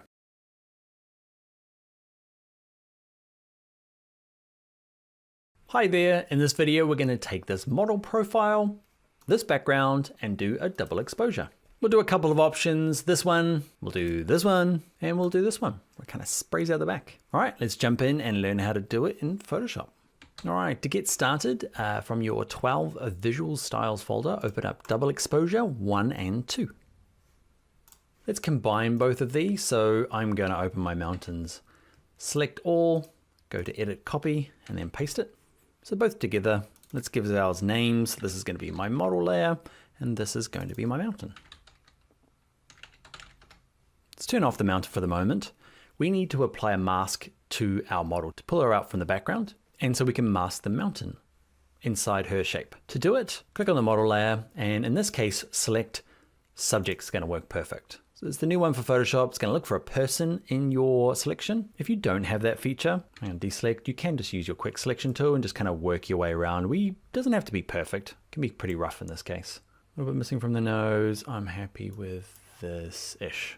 If when you apply your mask, you're not happy with the mask, you can select on the layer mask and remember go to select a mask and zoom in, and kind of work on the refine edge. You can see there's a few little bits going along with the face here. It's not going to matter to my exercise very much, but I'm going to smooth it out anyway. Nice. And if you wanted to, in this case, the hair is not going to make much of a difference, but you can use the refine edge tool and kind of paint on these edges for the hair. Mine already looks okay though, so I'm going to click OK. I'm going to zoom out. So we've got a selection for the model. I want to apply that same selection to the mountain. So let's turn it on. To get that selection, to get that layer mask over to here, you can hold down the Command key on a Mac and just click on the layer mask, or the Control key on a PC and just give it a click. So it loads it as a selection, click on mountains and then click layer mask. Let's have the model on top. Click, hold and drag it so it's on top. With the actual image, not the layer mask selected, so the image, let's pick a blending mode of multiply. You might find that works fine for you. What I want to do though is remove some of the color from her face because it's kind of interacting with the background and doing weird stuff. If your background's quite monochromatic, you're not going to notice it. I am, so I'm going to go to adjustments. I'm going to click on black and white, and I'd like it to only affect the layer just underneath. Okay, just the model layer. Now you can adjust this depending on how much of the features you want to see. This will depend on your image. Okay, the way it's shot, the highlights, the darks. So in my case, because it's skin tones, I'm just going to deal with the reds and the yellows, and I want some of the freckles through. Now I want to get rid of the hair, so I'm going to click on the layer mask on my model layer, grab my brush tool. I'm picking a really kind of just large brush with 0% hardness, so it's nice and fluffy. I'm going to make sure black is my foreground color and then just paint out the hair. Make sure my opacity is at 100%. Okay, and just paint out the hair. Back of the neck a little bit. Do I want the ear? I'm not sure. The suggestion of an ear. There we go. I like the jawline there. It's kind of cool. All right, and that might be your double exposure. Let's add a background layer. Use my eyedropper tool and pick a color from this. Then hold down the Option backspace or Alt backspace. Okay, just fill it. You might decide that's enough for you. Got your double exposure, happy days. To go a bit further, you might do one of a few things. I'm going to click on the layer mask for the actual mountain and do the same thing I did with the model's head. Grab my brush tool and probably paint the edge out. Then switch it back to white and kind of paint it back in. I'm going to lower the opacity down to 40% just so that I can kind of work the background as a wafty kind of thing that's coming background. You can kind of see what I'm doing on the slate here. I'm just kind of painting this in so it looks like it's kind of wafting out of the head. I make it go black and white by holding the Option key or the Alt key on a PC and just clicking on the layer mask. We're getting used to some of these shortcuts now, right? Kind of. You can see a couple of things that are left behind. I left this bit and little bits up here when I was working on this mask. So I'm just going to switch my colors around. So black's at the front to just paint those out. A bit of the forehead there. And actually on this background, instead of being all wafty, I just want it fully in. Looks kind of cool.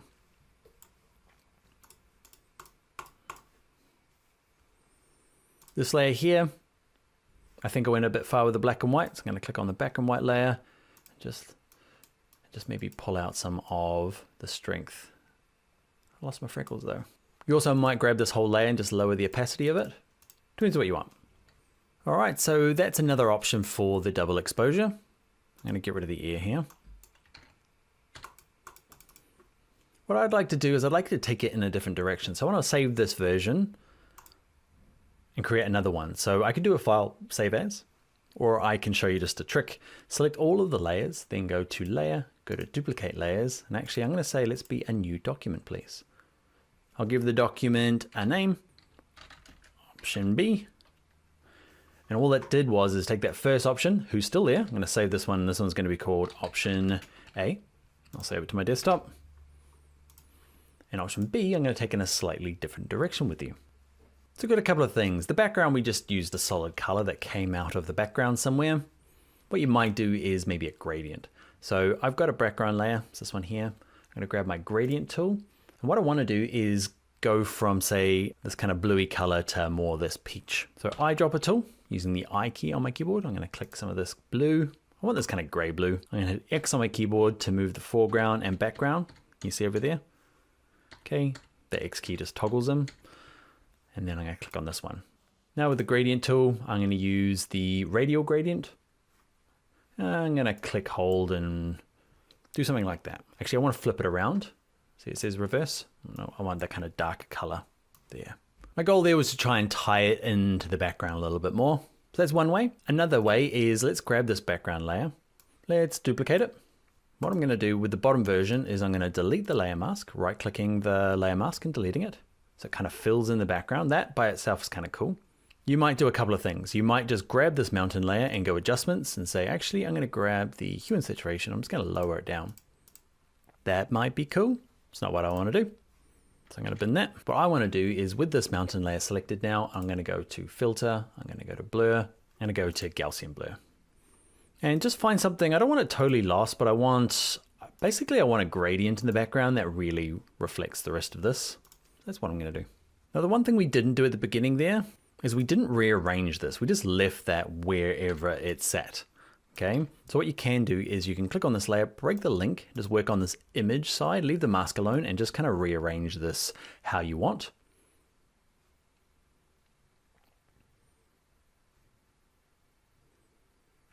Let's say it's something like that. The only problem with it is we've run out of edges here. So what we're going to do is we're going to use our cheap tricks. So with this layer selected, we're going to use edit. We're going to go content aware scale and see if we can just kind of scale it up to get some more mountain. So it fills the edge. More please. More please. Thank you very much. Hit return. All right. So either gradient in the background or a faded version. I'm going to save it. Option B. I'm going to make a third option for you, like you saw at the beginning, with all kind of sparkles coming out the back. Same thing again. I'm going to select all of these fellas and go layer, duplicate layers. And you are going to be a new document called Option C. Okay, A, B, C. And in C, what I'm going to do is this mountain layer here, I'm working on the layer mask. I'm going to grab my brush tool. I'm going to make sure my foreground color is black, and I am going to paint out this. I'm even going to turn that background off. Okay, so I'm painting it back here quite far. And then basically all I need to do is paint it back in with white using one of the special brushes. So you can twirl up all these brushes, and I'm going to use the special effects brushes. I'm going to use, you can't use any of these ones, the one that have, see this little hand here, it's called a smudge tool. It won't work in this case. You need to use the ones that are paint brushes. These will work perfect on our mask. So white's my foreground color. I'm picking a brush size that's appropriate, I'm guessing. And what I'm going to do is I'm just going to kind of maybe lower the opacity a little bit. It's a bit strong. Lower the flow as well. It's coming out way too fast for me. There we go. I'm just going to slowly build it up now to have this kind of spray. Playing with brush size, playing with the flow. And when I get in tighter here, I'm going to actually just get in and get a nice kind of join along here first. I'm clicking and just wiggling my mouse around. You might have to increase the flow a little bit, and then just getting bigger and kind of spraying out here. All right, I'll fast forward it. I'm just gonna kind of work this until I'm happy with it. I'll see you on the other side.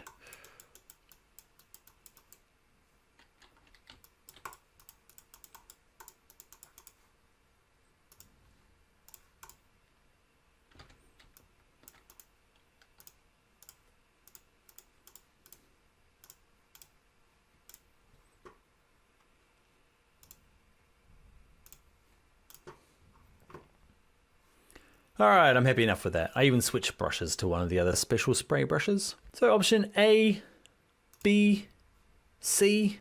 Not sure which one you like. I think I like option A best. Kind of cool. All right, and that is it. I will see you in the next video. Hello friends, it's time for another class project. So using the techniques we learned in the last video, I'd like you to use the two files that are in your 12 visual styles folder. Under class project, there's one called double exposure A and B. So you're gonna have to mask out our man here. Try to use the select subject, see how far you get. We black and white the man, we add masks to both the layers, and then it's a matter of blending the two together. You can decide on how you wanna do that, whether you contain the background graphics straight into his hair, or whether you let it flow out the back like I did, or whether you use the splatter brush, whatever works for you. You're also probably going to have to recompose this because he's kind of pushed a little bit to the left. We probably want to move him a little bit to the right. And you may have to generate some more background. Up to you. Now you can use these images, both really cool shots. I love this one. This is Poland. No idea where, but I love the moodiness of it all.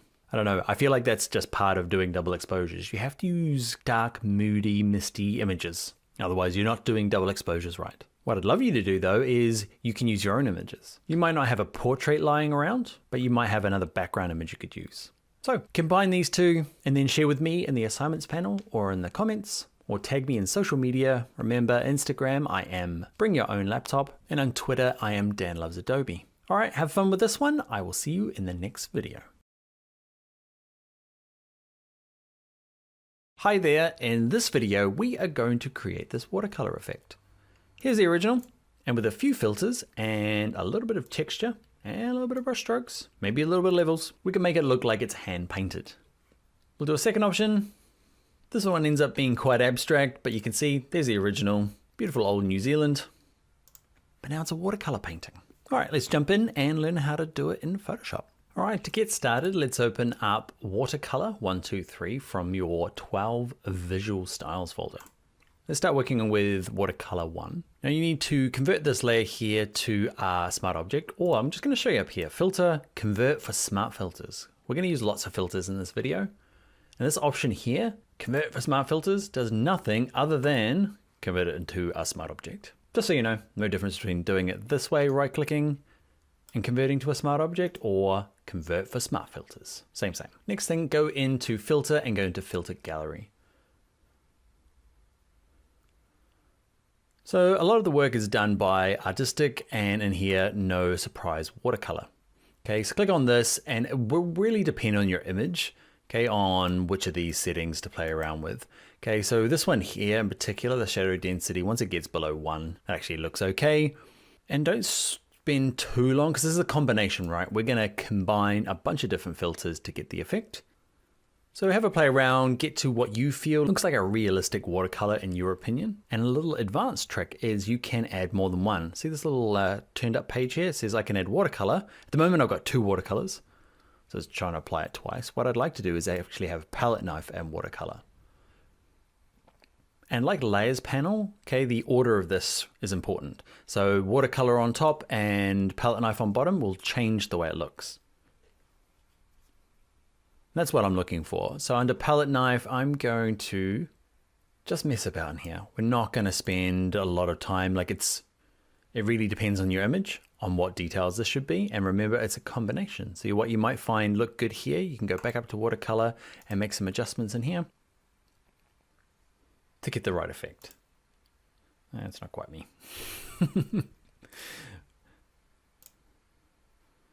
Back to palette knife.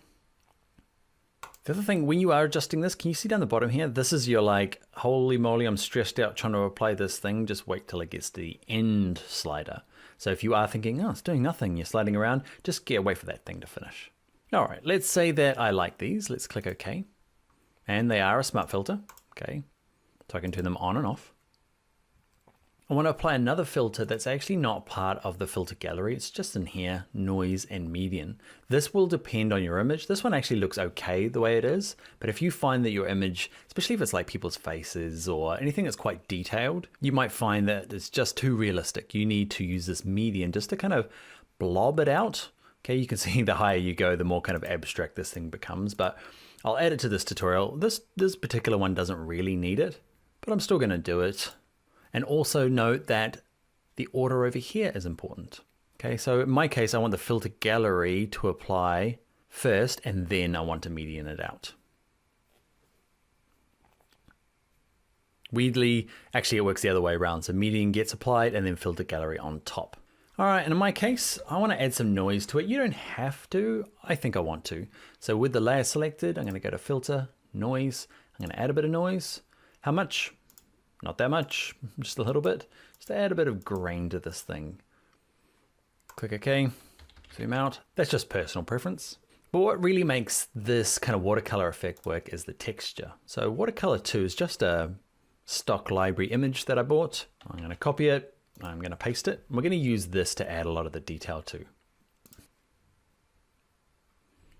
I'm going to copy it and paste it here.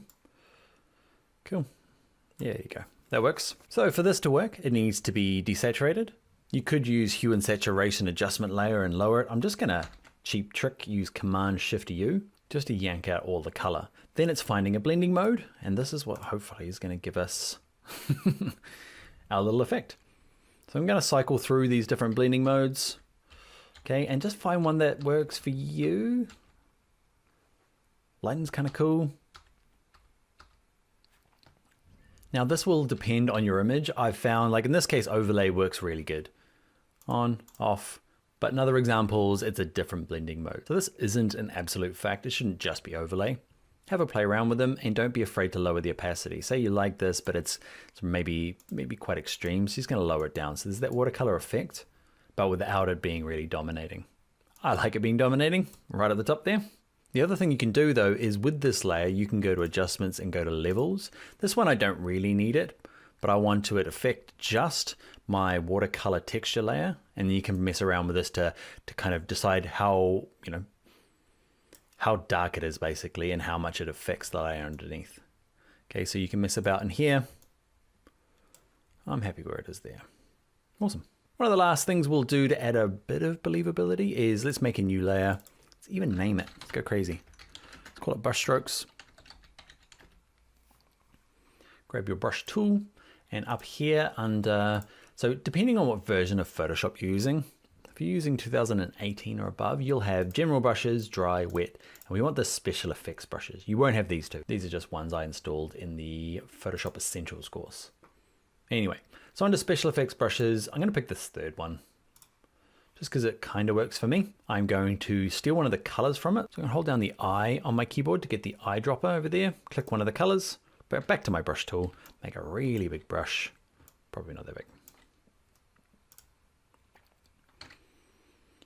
Maybe not that big, and just click a couple of times. You see what I'm doing here? I'll turn it off so you can see. Just adding some paint drops to kind of add a bit of faking and a bit of realism to the top of it. Maybe the same thing with this brown here. I'll make a new layer and just add maybe just one, actually, just one over here. One over here. There we go, just a couple of drops from that one little paint. I can't help myself, a bit more. Again, you might decide that's not for you. You might decide you need loads more. What's cool about this whole thing is, let's name this one brush strokes 2. Is it's reusable. So you spent some time getting something that you feel works for you. I'm going to grab this layer, and this layer. So these three. The brush strokes are quite individual for the image. Okay, so if you use a different image, you'll probably create new brush strokes based on colors that are in it. So the levels are important, that texture, and basically I want to bring this layer over because I want the smart filters. So I'm going to use my move tool, say you fellas, go to watercolor 3. Basically I brought him so that these guys came. So the background layer, let's make it a smart object and just drag the smart layers, smart filters to that layer. And now I can bin this. And you can see all but the background. So all of the cool effects, okay, all the filters applied.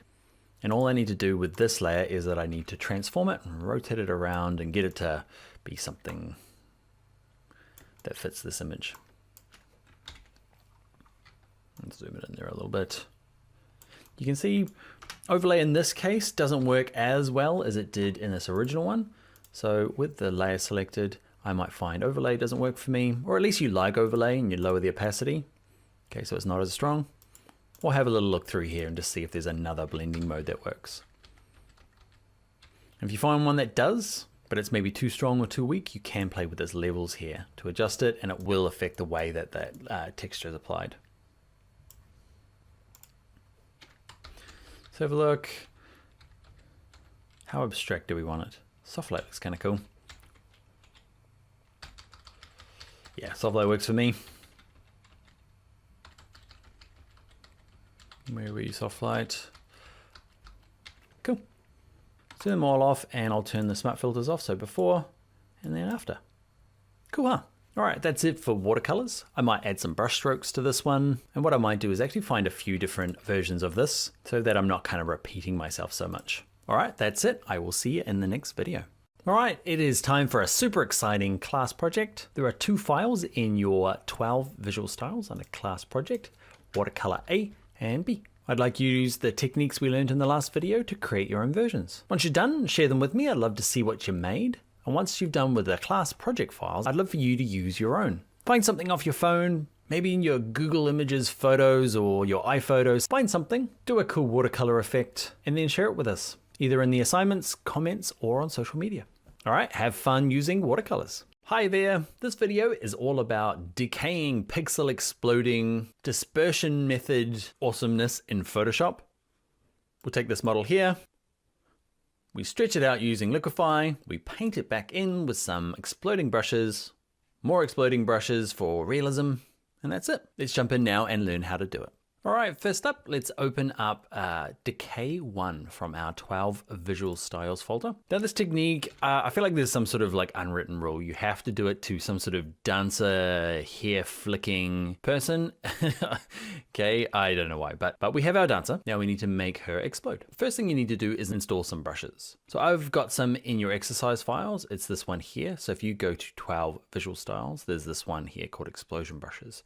All you do is double click them, and they will install in Photoshop. Now these are just some free brushes I found online that have a cool kind of explosion. You can use these ones, but you end up with a very similar effect to what I have here. If you're looking for something a bit more pixelated or a bit more kind of shrapnel-y, just have a little look and see if you can find some other Adobe brushes that will work for you. You can double check they're installed. They are here under the brushes, so window, come down to brushes, and my ones are here, explosion brushes. You might have to twirl all of this up. It might be a bit messy in here. You won't have drips or smoke. Those are brushes we installed in our Photoshop Essentials course. Hopefully you have explosion brushes now. Let's twirl it back in. So first thing we need to do is mask the girl here. We're going to use our sneaky select subject. It's going to do a lot of the heavy work, probably. Okay, how good does the selection have to be? Not very good. Just the technique we're using, it doesn't have to be great. I'm just going to make it a little bit better. So I'm going to grab my quick selection tool and pick a brush size and just kind of click that. Now, if you can't see the edges of your brush, it's caps lock. Caps lock on, caps lock off. There we go. I like to see the edges. And that little target in the middle that we turned on in preferences earlier on in the course, remember? So just a bit of adding to and removing from. Remember, just clicking, we'll add to the selection, holding down the Option key on a Mac or the Alt key on a PC will remove. This girl here happens to be wearing gray against the gray background, which has given us a little bit of issues.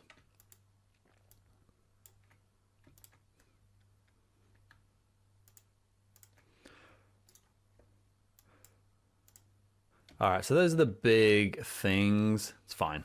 So what we're going to do is we're going to duplicate this layer here. Okay, so I've got a background. This is going to be my model, this particular layer here. So turn off the background. We'll fill that in later on. But our model layer, let's click on the layer mask. You could go through and select on this mask and go to select a mask and tidy it up, but it's not going to be necessary. All right, let's apply this mask. I know it's kind of like counterintuitive. We just made this beautiful layer mask. What we're going to do is right click the mask and say apply. We just need it for this particular trick because we're going to go to Liquify, which is under filter, Liquify. Now what we need to do here is decide where we're going to be pushing this. So I'm using the first tool here. I've got quite a big brush and we're going to be pushing it out like this. So you've got to decide, do you want, I'm just having the explosion come out this side. If you need it to come out both sides, you need to like push her both sides. If you want it coming out of here, it needs to go all these different directions. The only trouble with doing it like this is that it distorts her quite badly. So I'm going to undo. I'm holding down the Command Option Z or Control Alt Z. This kind of steps backwards. So what you can do just to make sure you don't wreck any of the places, like mainly her face and just the things that you don't want to distort too much, there's this one here. It's called Freeze and Thaw. So freeze means I'm going to basically paint in the face, kind of around here, slightly bigger brush.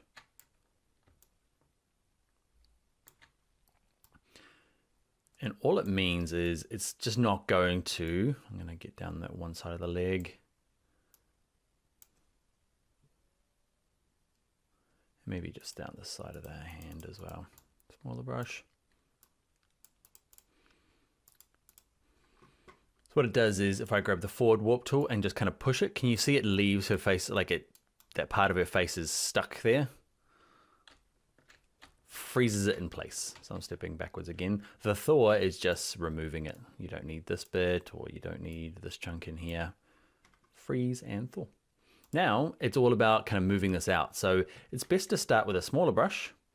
Okay, and you just want the edge really. You don't want too much of the document. So there's a lot of like wriggling it out, okay, and just kind of building it out. I'm pushing mine to the left because that's where my explosion is going, but there's just a lot of wriggling. So once you get it to a point out this far, okay, you can make a larger brush, and just kind of pull it out. And you want it to go as far as you want speckles. So, well, you know, that kind of explosion to go. So I'm going to push mine right to the edge. I'm going to do it for the rest of this bit, but I'll speed this bit up. I'll see you when I'm done.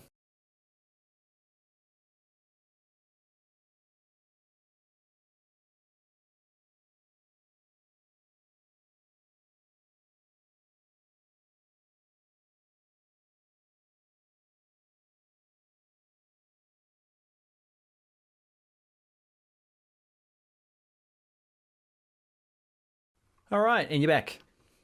A lot of clicking and a lot of dragging. Let's click OK. Cool.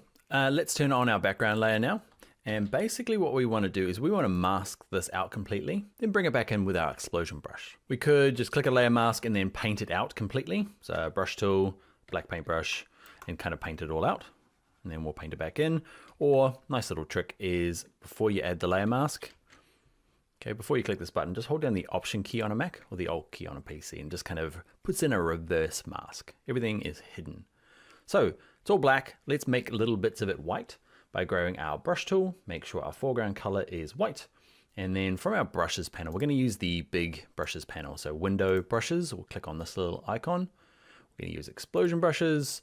And what we're looking to do is these guys here, okay, are explosions. If yours is kind of like a smear, it's a little hard to see. So you can go into this little hamburger menu here and go to this one that says brush tip and make sure brush stroke is turned off. Crank up this as well so you can see it all. And I don't want to see the stroke. All right, which ones to start with? This is up to you. We've got explosion 1, 2, 3, 4, 5, 6, and we've got a few of them to pick from. And it's all about building it up, and it's actually just really hard to do. So take your time. You might have to start again a couple of times. You might do a save as now, or duplicate this layer so that you can go back. I'm going to use explosion 2. And what you'll notice is it depends on the size of your image. If you're following along with me, it's going to be probably still too big. Okay, so there's a lot of resizing these brushes. The other thing to note is this brush here. If I click on it once, can you see it has a really strong bottom and right, which is not cool, but hey, there were free brushes. They look quite cool. So what I need to do is I need to make sure that that line kind of doesn't get seen here. So what I'm going to do is I'm going to go to my brush settings. Okay, so window, brush settings. And we're going to play with this rotation quite a bit in this course because I want to get it so that the explosion is kind of coming out that side. You can see I'm just keeping the edges in here a bit. This is what I'm looking to do. Smaller brush. So I'm going to go one sort of round of this. I find myself wanting to make that kind of noise. Don't worry if you go too far. We're going to actually bring it back a little bit because just going out this way looks okay, but if we double back on it, we can remove bits of it as well. But let's go explosion. Ooh, look at that one. I'm gonna use this one here. This is kind of cool, but it's the wrong way around. If anybody knows the shortcut for rotating, I can do it on my Wacom tablet. Okay, as a shortcut, but rotation here, is there a shortcut that I don't know about? Let me know in the comments.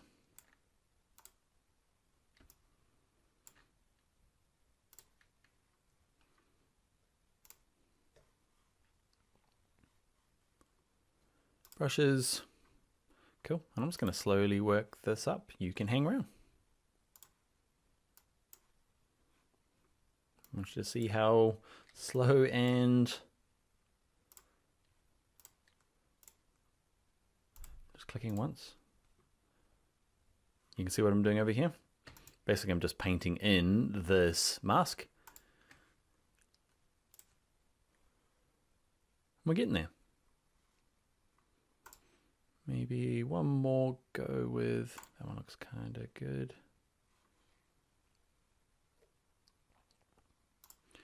Rotation. You can see there's no splatter up here because I didn't blend, liquefy it out here. Probably want to do that now. If you want it kind of coming out this side as well, you're gonna have to liquefy it out that side. I've just done one side. All right, so we've gone out. Let's go back in on itself. All we need to do is switch the foreground and background color. And then I'm going to turn the angle of my brush on itself. So it's going to go this way. You can kind of see what I'm doing because it's really dense across here. I'm just trying to like create some, let's zoom in so you can see. I'm just trying to create some, just showing the background through.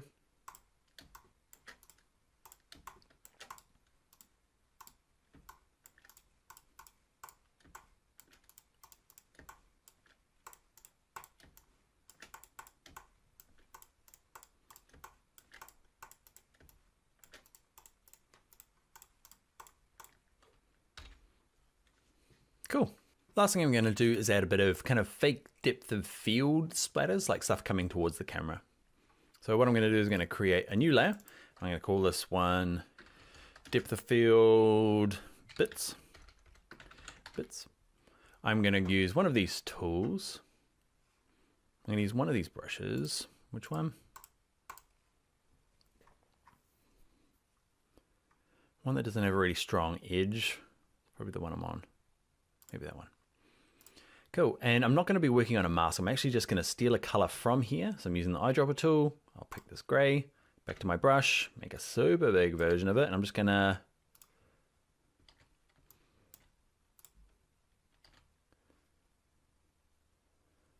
rotate it around.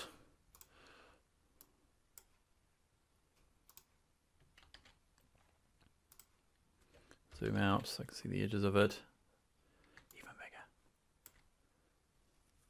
5,000, as big as it goes. So that's what I want. I want this kind of,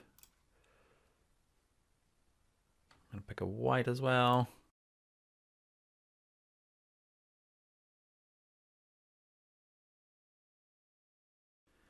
I'm gonna pick a black and do another one.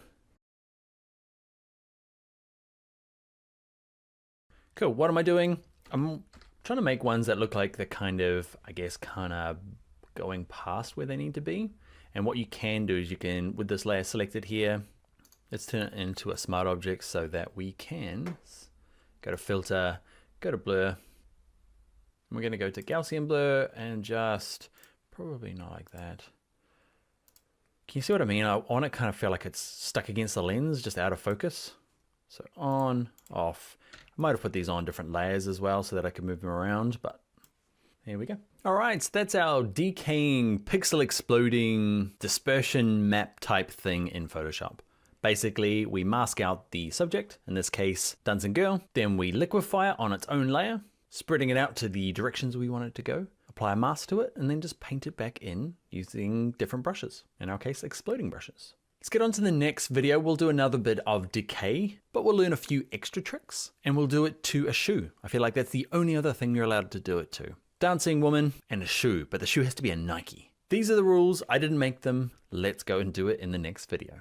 All right, this video we are going to do a similar technique, a pixel explosion, decay, dispersion map, but we're doing it with a shoe. We're going to learn a few extra tricks on top of what we learned in the last one, basically kind of doubling back on itself and removing the shoe completely from the background so we can make it look realistic. As realistic as an exploding shoe is. All right, let's jump in now and learn how to do it. All right, let's open up our DK2 from Visual Styles. Here it is here. There's kind of two things I want to do, and I guess we're just taking what we did in the last video just a little bit further to cover some of the issues you might run into. First of all is I want this kind of exploding out the back of the shoe, but there's not enough room here. So we're going to use our crop tool, but what we're going to do is turn on content aware so that when it does generate more background kind of over here, hit return, it's going to invent it, which is quite cool because there's a kind of a subtle gradient in the background here. The other thing I want to do is let's mask this out and remove it from the background. Okay, because it kind of, maybe on the video doesn't look like, but there is a gradient here, right? If I copy and paste this, you can see it's actually, you know, it's not the same color all the way through the background. So let's select the shoe. I'm just going to use the quick selection tool and just go around. I'm going to be a little bit more careful in this one. Not a huge amount. Okay. So what I'll do is I'll speed this up while I go around and add and remove selections.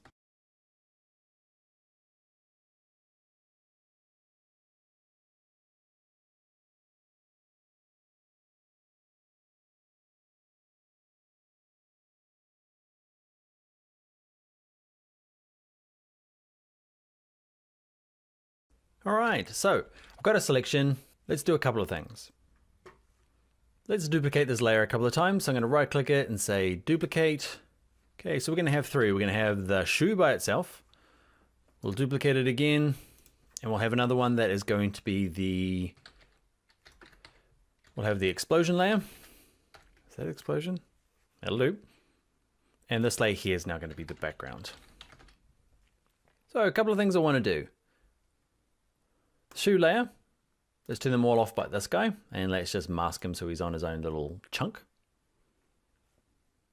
want to grab that selection again, so hold down the Command key on a Mac, Control key on a PC, and grab the background to turn this off. And what I'd like to do is I like to remove the shoe from the background so there's nothing behind it. So content aware fill will work, but my selection's not perfect, so it'll end up with a ghost around the outside. Let's just have a quick little look. Content aware fill, and it's going to do okay. But you can see there's like a little ghosting around the outside. So before you do that, let's just go to select, modify, and go to expand. How far out? 30 pixels, that'll do. Now if we go edit, fill, content aware fill, it's a whole lot better. And there's still like little bits, so I'm gonna go even bigger. Select, modify, I'm gonna expand again. So I'm actually going 60, 30 plus 30, 60, fill, deselect, nice. So when you're doing it, expand it for 60. So I've got rid of the background. I've got this guy on his own layer by himself. Now the explosion layer is the liquefy thing again. So let's grab the selection. Let's mask it out. Let's apply this layer mask. We don't really need to do it for this one because the background's so kind of, I guess, simple. But let's do it out of habit. It's not going to hurt it, but it means that if you're doing something with a really complex background, you'll have to do this step. Cool. Let's turn these guys off just so we can work on the explosion layer. Let's go to filter, let's go to liquefy. This one's going to be a little easier. What kind of explosion direction do I want? I'm probably not going to mess too much with the back of the shoe. Okay, all the graphics. I just want to go like this.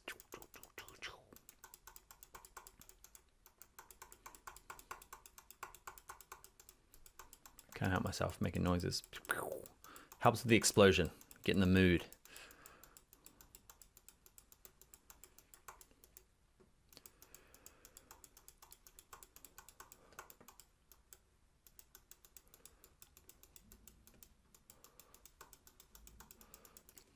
I'm actually going to go this way as well, even though I want my explosion going back there.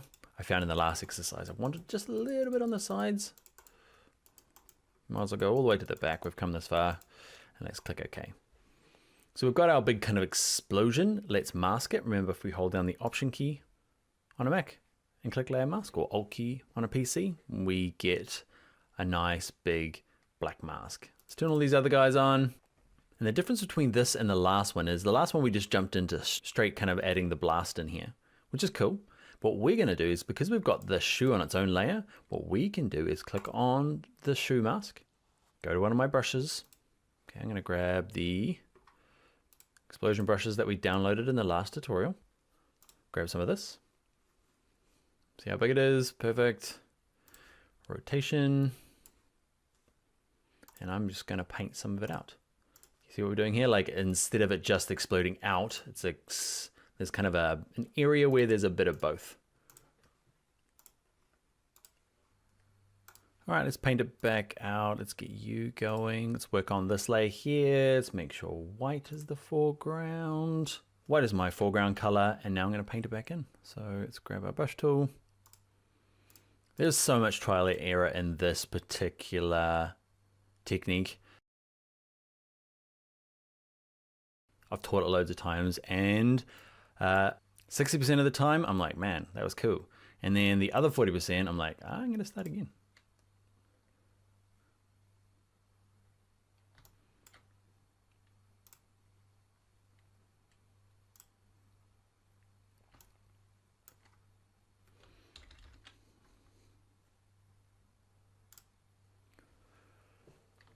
Okay, what do I want? I'm kind of liking that. Wow, far too much in there. So I'm going to pick a really big brush and stay out this way. That's kind of what I'm looking for. I'm probably less happy with that liquefy now because it's kind of going up and looping around. So what I'm going to do is I'm going to work on this liquefy layer, go back into filter, liquefy. I'm just going to kind of straighten it out. By straighten it, I mean, I just want kind of like these cool whips going. That's kind of the look I'm going for.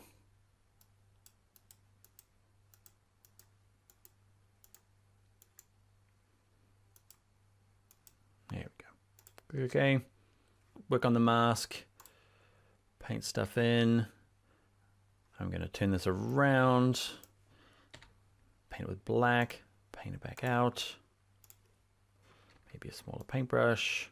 And there's going to be lots of this. I'm just going to fast forward, painting back in, painting back out again to try and find my happy medium.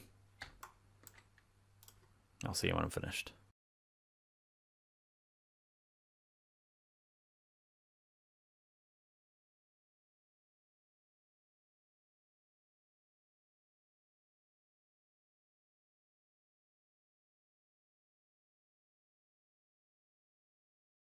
All right, we're back. I'm not happy with how it's going, so what I'm going to do is I'm going to just start again. So I am going to have my mouse selected, have black as the foreground color, and just hold down the Option and Backspace key on my Mac, or the Alt and Backspace key on a PC, and just start again. Don't be afraid to do it.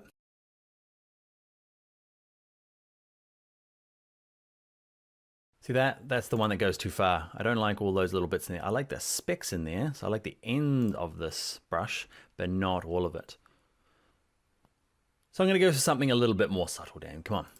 Let's pick a brush. Let's go for another exploding one. Let's rotate it around. Maybe big. There we go. That's kind of more what I'm looking for.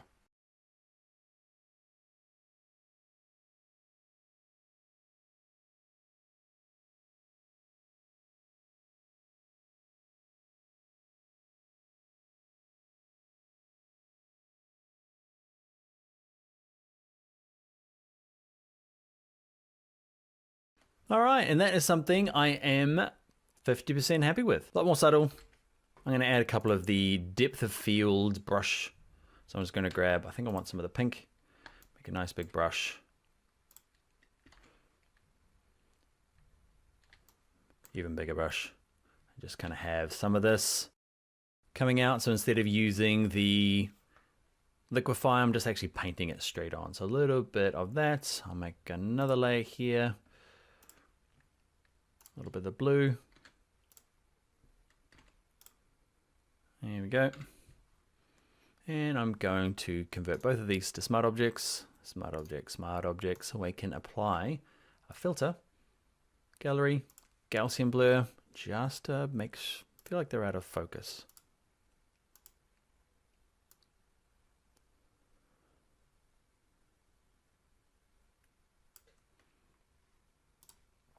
You can do the same with the blue one, but maybe not as much. Blur, Gaussian. Because it's a smart object, you can double click the word Gaussian blur later on and go in and change it. All right. Move it around. All right, my friends, that is the second version.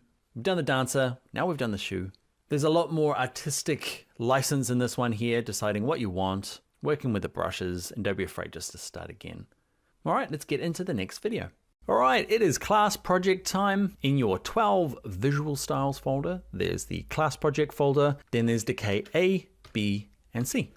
Some cool examples, mask them out, blow them up. You can use the brushes that I've given you in the exercise files, but if those aren't working for you and you go off and you find some other brushes, let me know which ones you use when you share your examples. Okay, either in the assignments here, the comments, or on social media. Show me what you've done to these three, or be cool if you used your own image, or even just a different image from unsplash.com. They've got some great images that you can use commercially, use for your portfolio. And if you did use a different brush, let me know where you got them from so that we can share it with other people. All right, I hope you enjoy this exercise. It can be a little frustrating if you don't get it right. Remember, start again, and less more is more, but make sure you share your results. All right, happy exploding.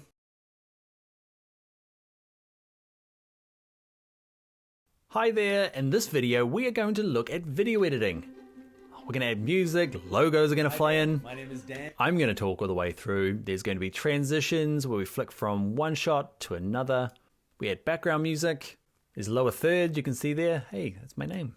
All of this can be done in Adobe Photoshop. It's pretty crazy, it's pretty amazing. Let's jump in now and learn how to do it. All right, to get started, the easiest way is to go to File, Open. And in your 13 videos, click on Talking Head. And Photoshop has the ability to open MP4s, MOVs, AVIs, maybe. MP4 is the kind of most generic format though. Let's click Open. The cool thing about it is it'll default to something that looks like this. You'll have this magic timeline up here. Your layers over here are different. You can see it's a video group. You can see the icon has a little film reel in the corner. The main one we need is this little timeline. If it doesn't appear, go to Window, go to Workspace and just say, I want it to be set to motion, please. And this should bring it up. There's one other way to get started, and I'll show you just quickly. You can go to File and go to New, and go to this option that says Film and Video. And this option here at the beginning is generally the most common format. It's called 1080p, just means it's 1080 pixels high. That's just the generic size for high definition video. The only difference between doing it this way, I'll just show you real quick. It's not the way I want you to do it. I just want you to know you can do it this way. Because once you've got it here, you need to go to File, you need to go to Import, Linked. You can embed them, but linking the video files just means the file size of this PSD is not going to be huge. So we place it in, hit return to get it the right size. We just need to click on this button here, Create Timeline. And basically we're ready to go again. So it's up to you. We're going to close that down. Don't save it. We're going to use the File Open method. It's better and quicker. Okay, first thing is you're going to learn one shortcut. It's the spacebar. If you hit spacebar, it'll start playing. Hi there. Hi there. My name is... Okay, and spacebar again is stop. So you use that one reasonably a lot. Or you can just hit this play stop button. The other thing to note is you need to keep an eye on this thing here. At the moment it says 25 frames per second. Basically, it's the frame rate or the speed at which this video plays. Now, Photoshop is not built for video editing. It can do it, and it does a pretty good job. But for me, for all my editing, I'll use a purpose-built program. For Adobe, it's Adobe Premiere Pro.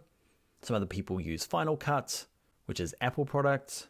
But Premiere Pro is kind of purpose-built, so it means it plays back really nice and fast. It has a lot more settings and features.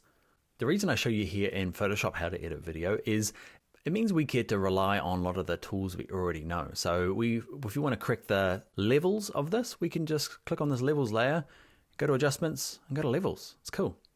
Hue and saturation works. All these tricks, we can go up to filter and use blur and blur gallery, all the stuff you know and love. The big drawback is that there's not too many features for editing video. It's kind of caveman style. And the other one is the playback. It gets real jumpy and real stressed out if we're just going to do a really short kind of few second video. But as soon as we get into anything longer than that, poor old Photoshop tries its best, but it's not purpose built. If you're interested in a Premiere Pro course, check out my course in Premiere Pro. But let's stick to Photoshop because it is pretty amazing. Other than it's slow and it's missing a few features that I like, man, you can get quite far just editing video in Photoshop. One of the things to help you though is click on this cog and switch down the resolution to 25%. Just means, watch this, and if I hit play, And I'm a graphic designer. you see it's quite pixelated. Okay, it just means that it's previewing it pixelated. It'll actually export at high resolution. Doesn't matter what you've got the resolution set to here, but while you're working, set it to 25. Next thing to do is your editing. In this case, I'm going to scrub along. Okay, and basically I have 2 false starts and then I get into it. So watch this. I'll show what I mean. Where do I finish up? Here we go. So let's play this. I get to make Yeah. Happens a lot, right? I take about 10 takes to do any good take. So what we have to do is edit it up. So there's that one, then there's that one I'm talking. I lose it again. graphic designer. I'm a graphic designer, lost. This last one here you can see down here, I'm at 26 seconds. That's a good indication for you as well. So I'm just going to scrub back. I call it scrubbing. So just before I wave my hand, that's where I'm going to cut it. To cut it, you can click on this fella here and click on the little scissors, and that just chops it in bits. Okay, and you click on this first chunk, right in the middle of the blue bit, hit delete, and it gets rid of that first chunk. Okay, that's one way of doing it. So I'm going to hit spacebar to see where it starts. Hi there, my name is... That works fine. I'm going to scrub to the end where I finish. That's it. So about there. Very cool conference. There, I stop. So instead of using the scissors and deleting it, you can actually just drag the ends and say, actually, there you go. So either use the scissors or just drag the ends. It's up to you. So that's our first bit of editing. How do we bring in another video file? The easiest way is File. Let's bring in Place Linked. Okay, we're bringing in Talking Head 2, Place Linked, and this one here. And at the moment it's asking me, do I want to resize it? I don't. I'm just going to hit return on my keyboard. And now I'm going to scrub along. This one here, I have one good take. So you don't have to mess about too much with this one. So you'll see somewhere there, that's me talking. I wish you could see the waveform. If you are like a Premiere Pro user and you're like, oh, I wish I could just see the audio track. You can't. Also, so you know, if you do really enjoy Photoshop video editing, okay, you're just doing short social media, Instagram hacks, perfect for it. You can actually buy plugins for Photoshop to take video editing to another level. I haven't bought them or used them myself because I jump into something like Premiere, but if you are a person, you're like, man, don't need to learn Premiere, just give me some few extra features in Photoshop and I'll be good. There are plugins you can buy to kind of take it to the next level. So there's me talking, and there I stop. That's going to be enough for this edit. We're not worried too much about the dialogue. We're just getting the techniques here. So I'm going to scrub this little scrubber here to find the end. Or you can use, see this here? There's like a little baby hill, big hill. Sorry about that. So big hill zooms in, small hill zooms out. I'm going to keep zooming out until I can see the end. And I could use my scissors or just drag it till it snaps. And that, my friends, is my editing from this. This is called a jump cut. So I'm going to hit spacebar. Very cool conference. In this course, we're going to learn... See that? Jump cut. It's not even a cut at all or jump transition, conference. Just one stops, one starts. And that can work. In my case, it looks a bit weird. Okay, there's a bit of a jump. Camera moves as well. So the first little technique we're going to look at is transitions. So transitions are hidden in this little icon here. I click on them, and here are our basics. Let's have a look at fade. Click, hold, and drag it, and you can see I can kind of straddle both of these here. Let's have a little look. This is just going to fade out. Very cool conference. In this and course, we're going to learn InDesign to... For that to really work, you need maybe a black background here, so you can make a new layer, put it at the back, fill it with black, edit fill, or use a shortcut, and just make sure that you've got a layer underneath filling this. It might be white that you want to transition to. Okay, so all I've done is created a new layer, put it at the bottom, and stretched it so it's underneath here. So now when this fades, which is a very cool conference. I don't know why the transitions are really slow. I'm going to get rid of this layer here. All right, let's switch this one. Let's delete this one. Just click on it physically in the timeline and delete it with your delete key. Let's try crossfade. Okay, and this one's it does something kind of weird here. It's okay, don't worry about it. But watch this. It's going to try and fade them across in this one to the other. We're going to learn InDesign to... It's not going to work in this case. Some undoing. What I want is, it's up to you.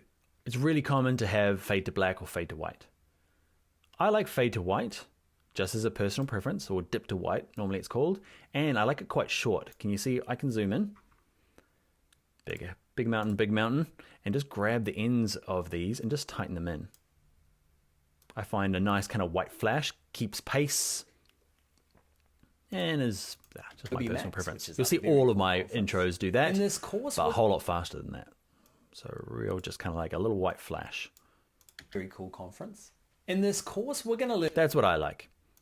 Most people will use a fade to black though, rather than a fade to white. In this course, Another little basic editing tricks is when you're doing one of these cuts, it can be weird that I appear at the same place. What you can do is fake another camera or a different shot.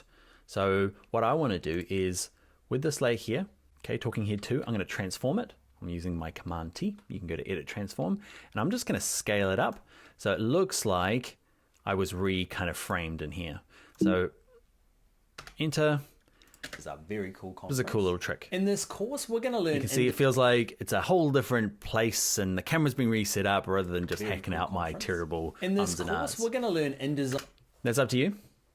So we'll enter transition. We did a little flash to white. It's playing a bit slowly here, so I'm not gonna like worry too much about the timing until I render In this it. course, And I scaled this one up to look like there's a bit of a camera change. The only problem is there's going to be a little bit of pixelization, so it's up to you. I'm happy with it. I find it reads better as a clip rather than me just kind of flashing and appearing in the exact same place. If I had to flash again, I'd appear back at that sort of scale and just toggle between the two. All right, next thing we're going to do is add some audio. So down here where it says audio track, I'm going to click on this, click add audio, and in your 13 video file, I've got background music ready to go. And let's have a little look, zoom out. You can see it's a really long clip, so I'm just going to tuck it into the end here. Zoom back in, back to the beginning, hit spacebar. hi there, my name is Dan, and I'm a graphic designer and an Adobe certified. Okay, so the background music there, really good for things like intros. The only trouble with it here is that it's really loud. Okay, so I'm going to right click it anywhere in that green part and just lower it down to something so that you can still hear me. Let's go. My name is Dan, and I'm a graphic designer and an Adobe certified. Music really adds a special feature. Where do you get music from? There is a few places. The one I know off the top of my head is Wistia have, that's W-I-S-T-I-A, Wistia. They have some free stock music you can use. But for me, I get all of mine from Shutterstock. They're one of the few places that still do audio. Okay, and this might have cost me, guessing about $30 US, and I use it over and over again as my backing music. So that's how to add music. Let's do another typical video editing thing in Photoshop, and it's the logo intro. So what we're going to do is we're going to go File, we're going to go Place Linked, and we're going to bring in the Bring Your Own Laptop logo. That's my business. It's in 13 video. Let's click Place. Let's click OK. And it's the right size already. Hit Return to kind of set it in there. Now, we're going to have a little bit of an issue where this is just kind of lumped wherever my playhead was. So what I'm going to do is I'm going to have nothing selected, just have this selected, drag it to the beginning. How long do I want it to be? Not sure yet. I'm going to grab all of this, holding Shift to click both of these, and just drag it over here until I get the timing of this right. So how long does it need to be? The way I do it is I just hit spacebar and then I hit spacebar again when I feel like it's been too long. So spacebar, maybe a bit longer. So about there feels right. Grab the end, tuck it in, spacing again. Yeah, that feels maybe a little bit longer. There we go. So now I'm going to grab these two fellas, drag them in, extend the background music so it starts there. I'm going to have it so it carries to the end there. And we're going to do a bit of logo animation. Okay, so I'm going to get it to move in. So what I'd like to do is right back at the beginning, just drag it to the left. Let's click OK, make sure this layer is selected. I got my move tool. I'm going to start it off screen. Okay, so you can't see it. And what I'm going to do is I'm going to twirl down this little option. This gives me keyframes. Basically what I want to do is we're going to use position in this case, and I'm going to set what's called a keyframe, a little stopwatch, and you say I want at at this time where my playhead is, I want you to be there. Okay, and in this case it's off screen. Then a little bit later, I would like you, I'm just going to use my move tool again and drag it on. Okay, drag it to the center there. Let go. Can you see it made an extra little keyframe?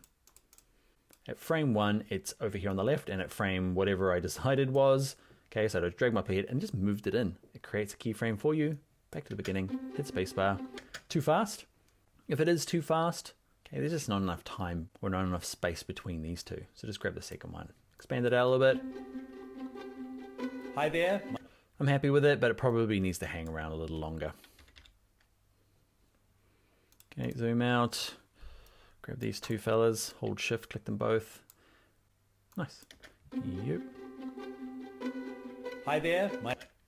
Now for this, it probably needs a white backing. So I'm going to create a new layer.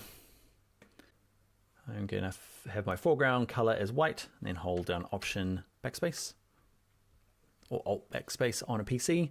We're going to just talk about the layers real briefly. Don't worry too much about them. What ends up happening is, because these guys are in a row, they're in a video group. So what I'm going to do is just kind of drag it up. What ends up happening, can you see it comes out of that group? Anything that's on the same line is in a group. I'm going to twirl this up here because I want you, my friend, to be underneath. And it's kind of hard to do in the layers panel here. It's actually easier just to do it here. So not in the same group. I want you to be just out. And what ends up happening here in the timeline is they end up being on top of each other. Here we go. Exciting. Logo slides in. Hi there. My name is Dan. Dan starts talking. I might add a transition at the beginning there. Am I going to fade in? Yeah, let's fade in. Not that long. Give me an end. Don't drag it.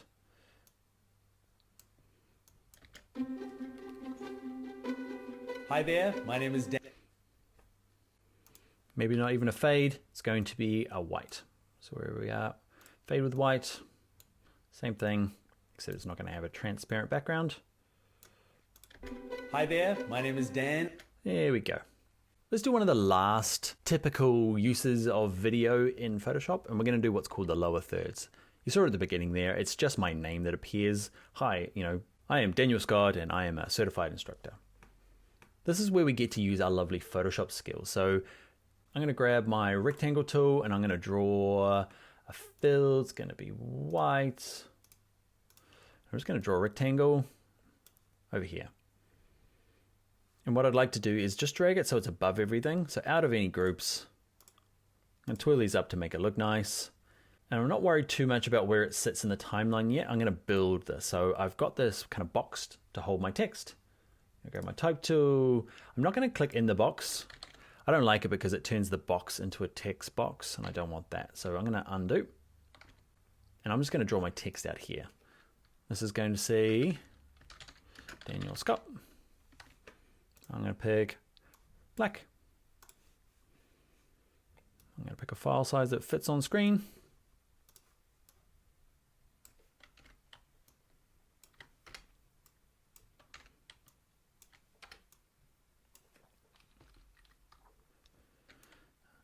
I'm duplicating that layer. I'm going to type in, I am an Adobe certified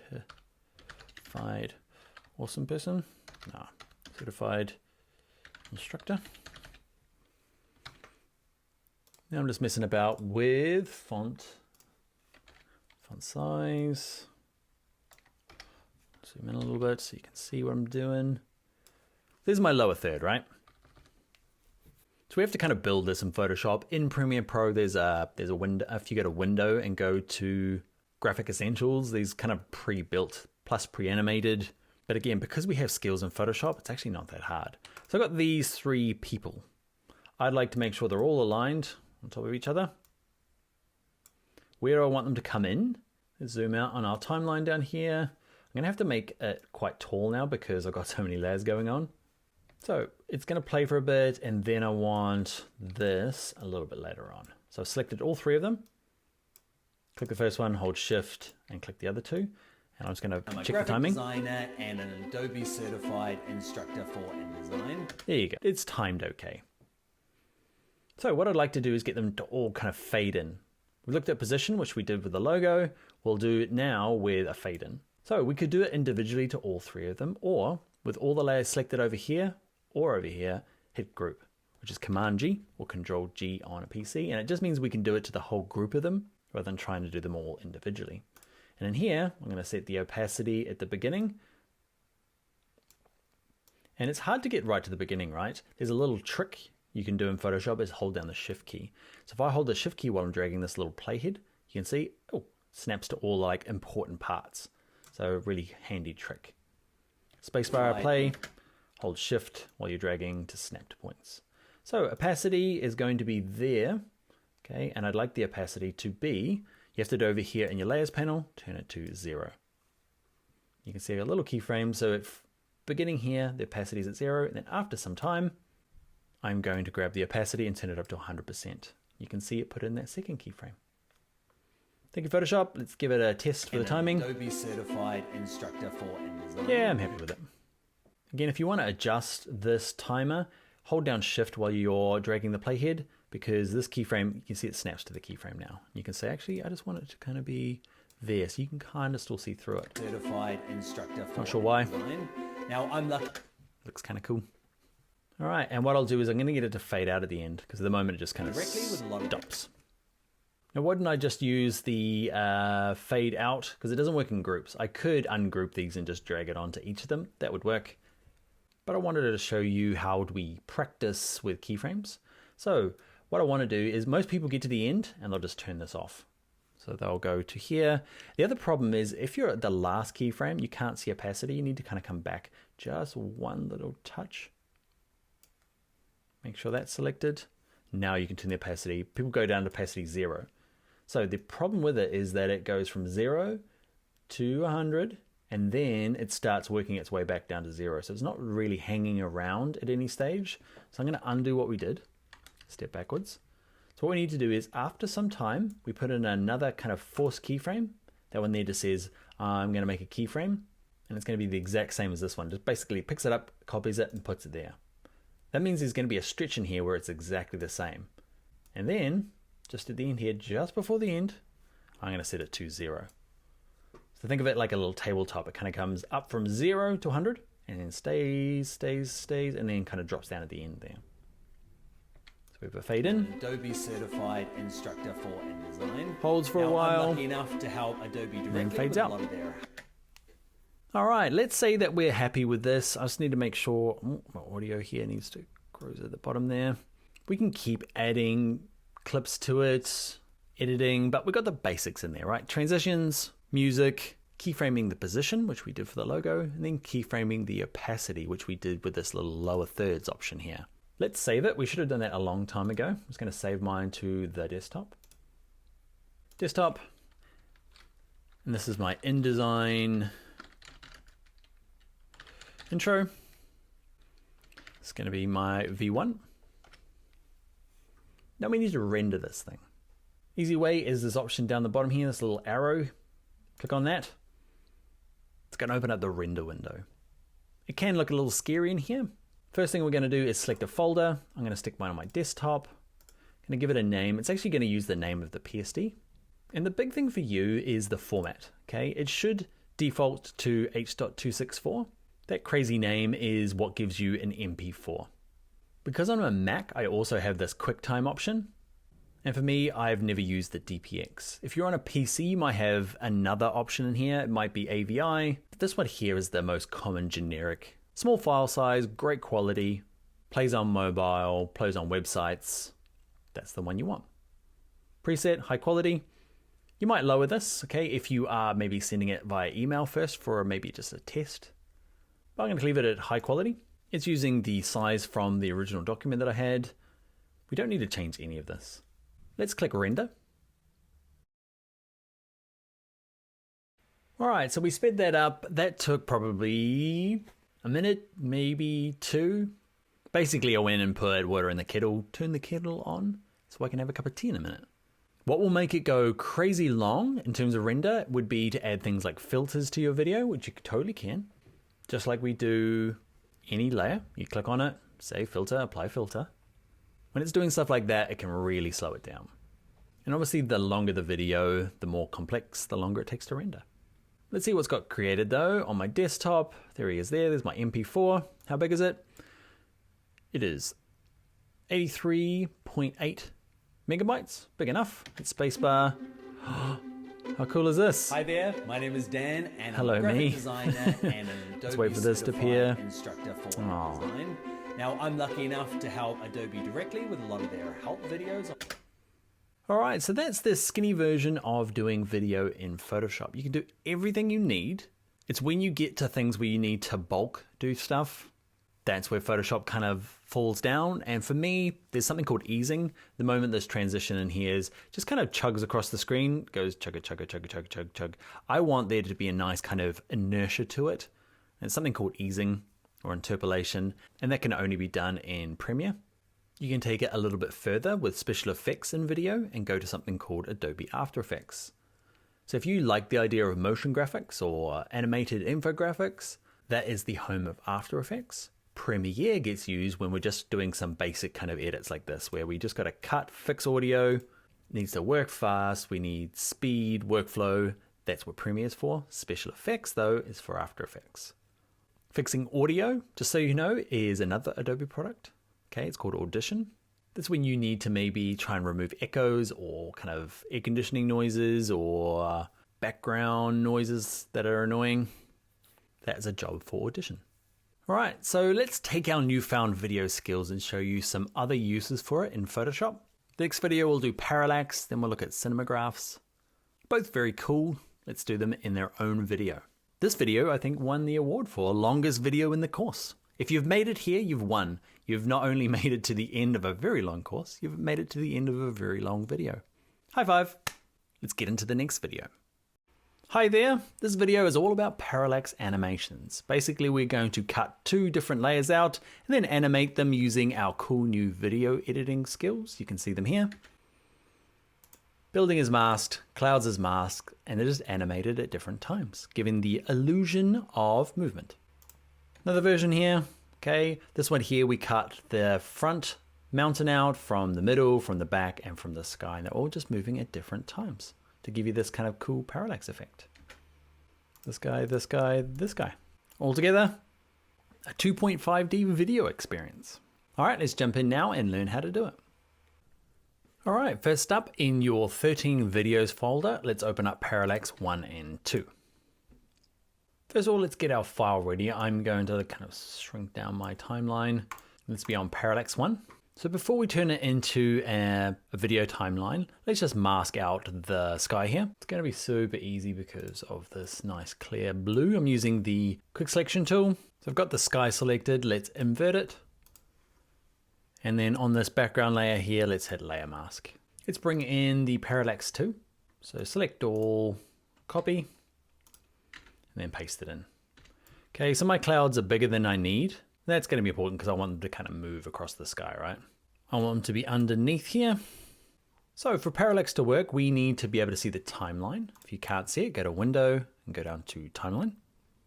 Click on Create Video Timeline and extend it up again. So let's work on the building first. Let's actually give them names. So over here, this is going to be my building. This is going to be my clouds. So on the building layer, I'm going to zoom out so I can see the end here. And how long does it need to be? It's totally up to you. It's defaulted to about 5 seconds. You can kind of see these larger numbers here, 1, 2, 3, those are seconds. That'll change depending on your zoom level. You zoom in and out, you'll get different numbers. So let's hit play.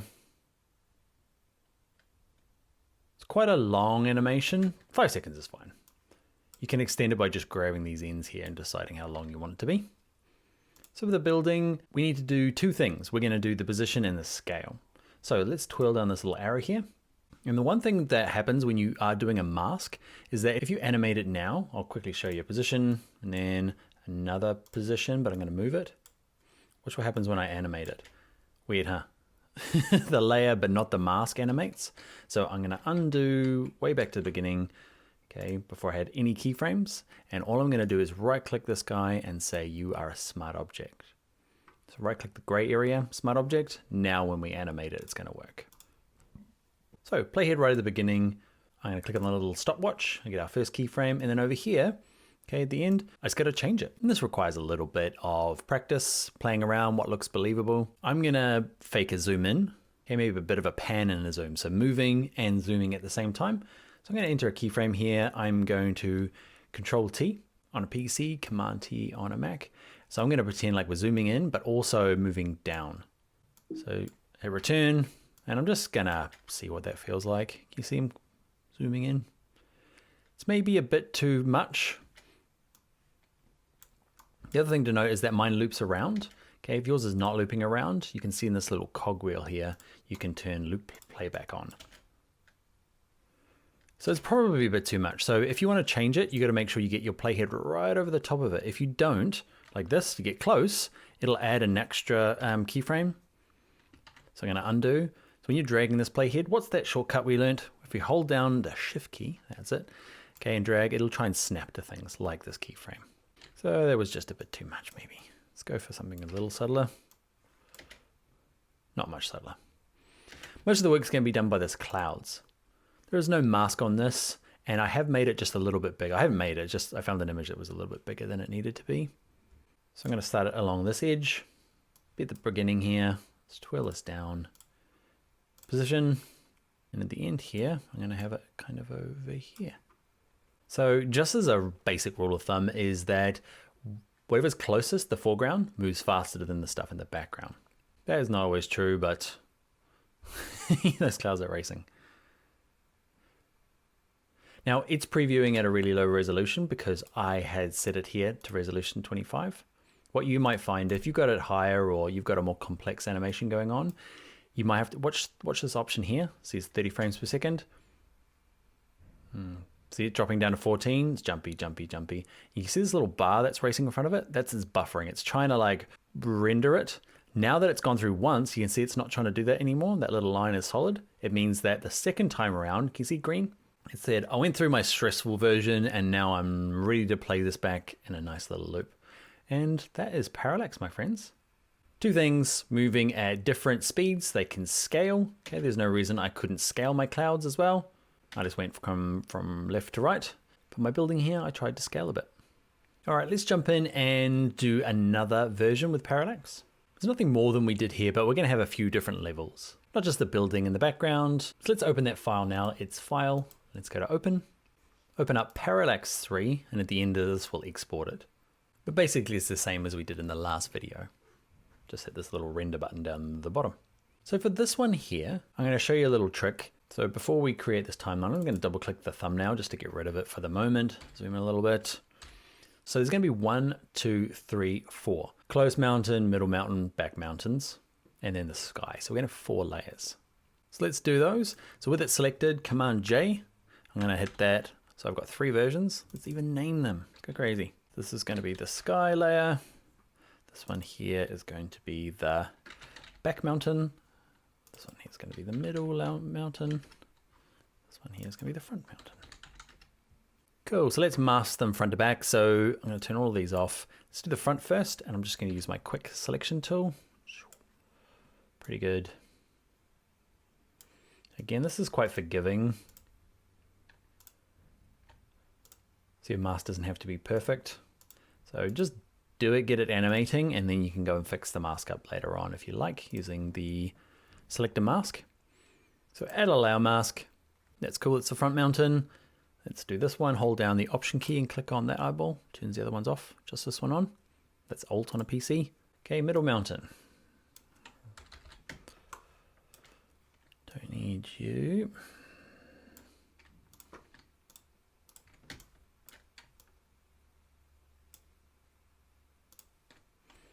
It's looking pretty good. Yep, middle mountain, thank you. Let's work on the back one. You could go a bit harder at hardcore, and there's a few extra mountains in here. You could do them all different times. Problem is, remember, the further away the things are, the less kind of movement it's going to have. The sky's going to have a bit of movement because we're faking clouds moving in the sky, but these mountains at the back here are not going to move much at all. So to cut all these other ones out, I'm not sure anybody's going to notice.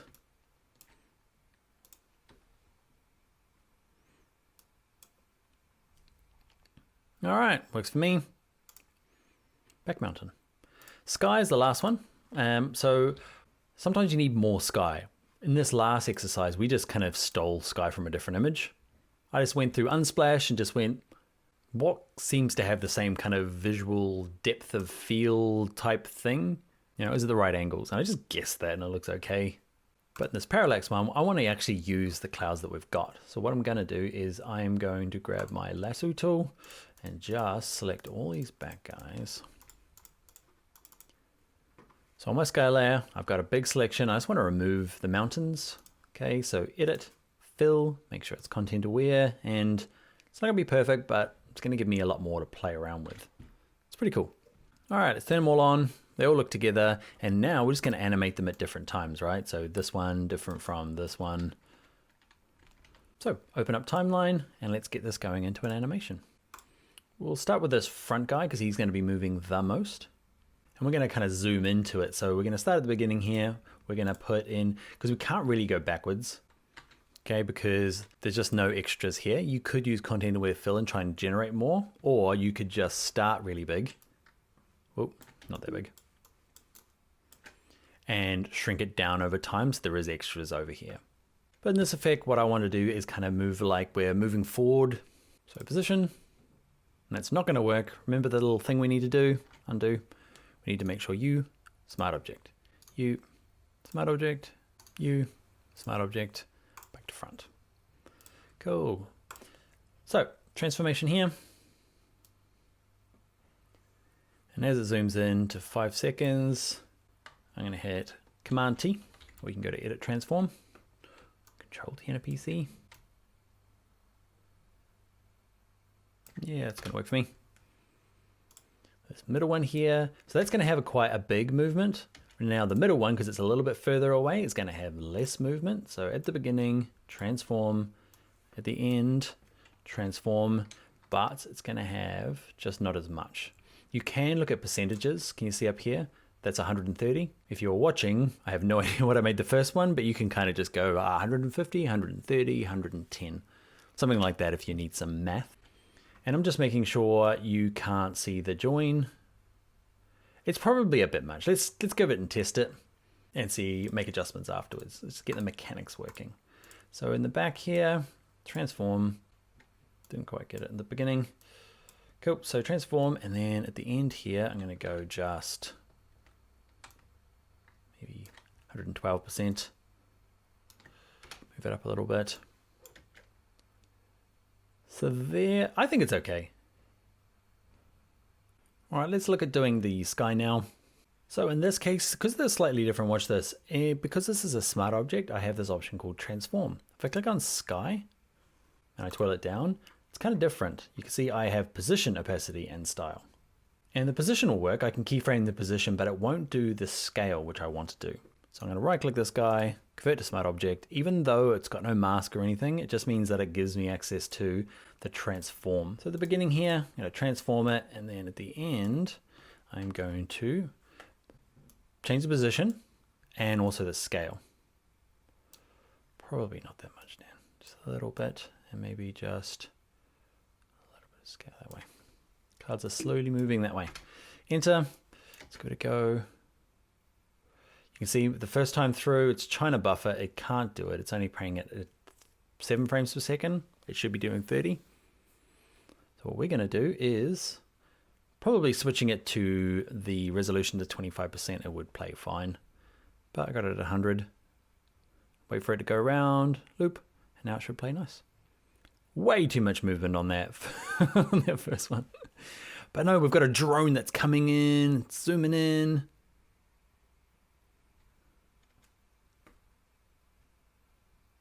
All right, kind of believable. Probably have to lower the scale and movement of that first front one. That's what you can do now. Just make sure you got the playhead, holding shift so it snaps to the keyframes. Okay, and make adjustments. To render this, we're going to hit this little render button down the bottom, little arrow.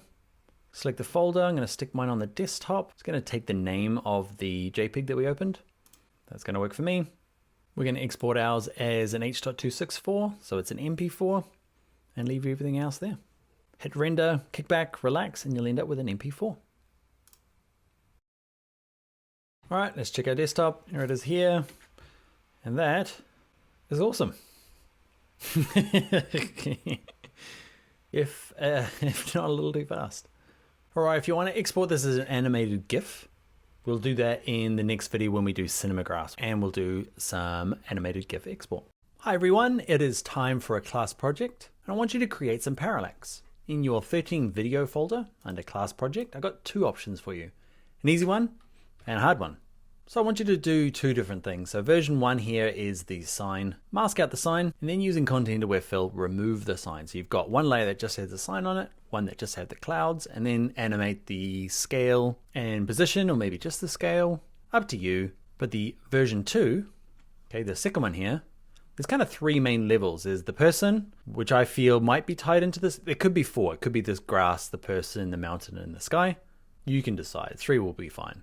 But these are all going to be moving at different speeds. Zooming in, zooming out, maybe panning left to right. This mask is going to be a harder one to do, okay, because this man is a little blurry. Once you've created and rendered your parallax, this one's a little harder to share.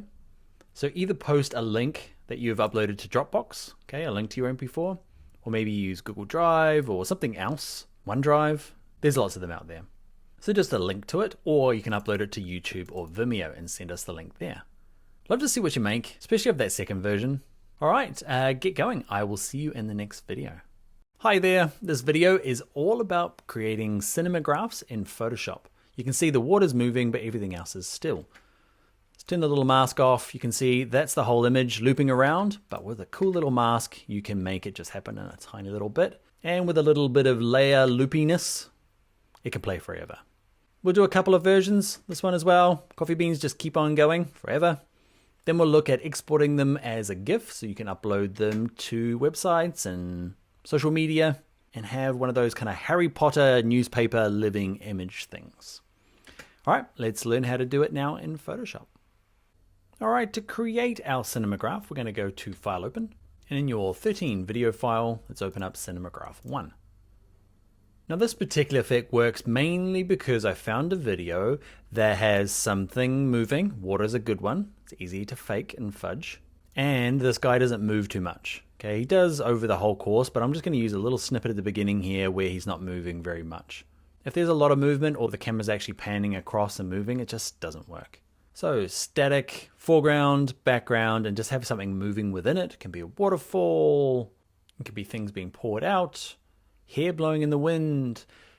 If you Google top cinemagraph animations into YouTube, it'll give you some ideas of things you could do. Now I'm going to run through what you need to do step by step. Now the only reason I remember how to do this is because I've taught it so many times. It is really hard to remember off the top of your head. So what I've done is in your class projects, okay, I've created this one called Cinemagraph and I've just done it step by step. Even then my notes, it's still quite hard. So there's lots of playing, pausing, don't worry. Everyone finds this tough. First thing to do is let's just make sure under this little cog here that we've got loop playback. Because that's it, right? We want to create an animated GIF that just plays forever. So for this to work, we need to find a part of the animation. I'm going to use this part here at the beginning where he's not moving too much, okay? Then we need to trim out the beginning. You have to drag this side up to some degree, okay? I'm going to undo that again. So you need to drag the left of this layer to the right. All that means is that when I drag this out of it, there's some extra stuff in there, right? It's kind of hidden. There he is there. So you trim it in so you can't see it. So that's required. And then it kind of does this little loop here. And eventually I'm happy with it there. I'm going to drag in this side as well. We just need a little short snippet to loop. Now let's have a look, spacebar, just to see it looping. Okay, so I want the water looping, but not him. Maybe a bit longer. Problem is there's a bit of movement in there, but I'm gonna risk it. So trim out the beginning, you have to do that. Trim at the end, you don't have to do that part, but it was just too long. I want a short little loop. With the layer selected, let's duplicate the layer, copy and paste it. I just hit Command C, Command V, or Control C, Control V on a PC. So I got 2 layers now. Now for this to work, they can't be in this little group here, so just grab layer 2 and just drag it out. Just drag it anywhere down here. Now they can work on side by side. The left of layer 2 gets dragged all the way that way. And the right of it gets dragged in so that it aligns with layer 1. That's the bit you'll never remember. I'll do it again after this a little bit faster. So if you are watching this and following along, Watch this, then we'll do it together a little faster and you can pause and do your own version. Now nothing's going to happen.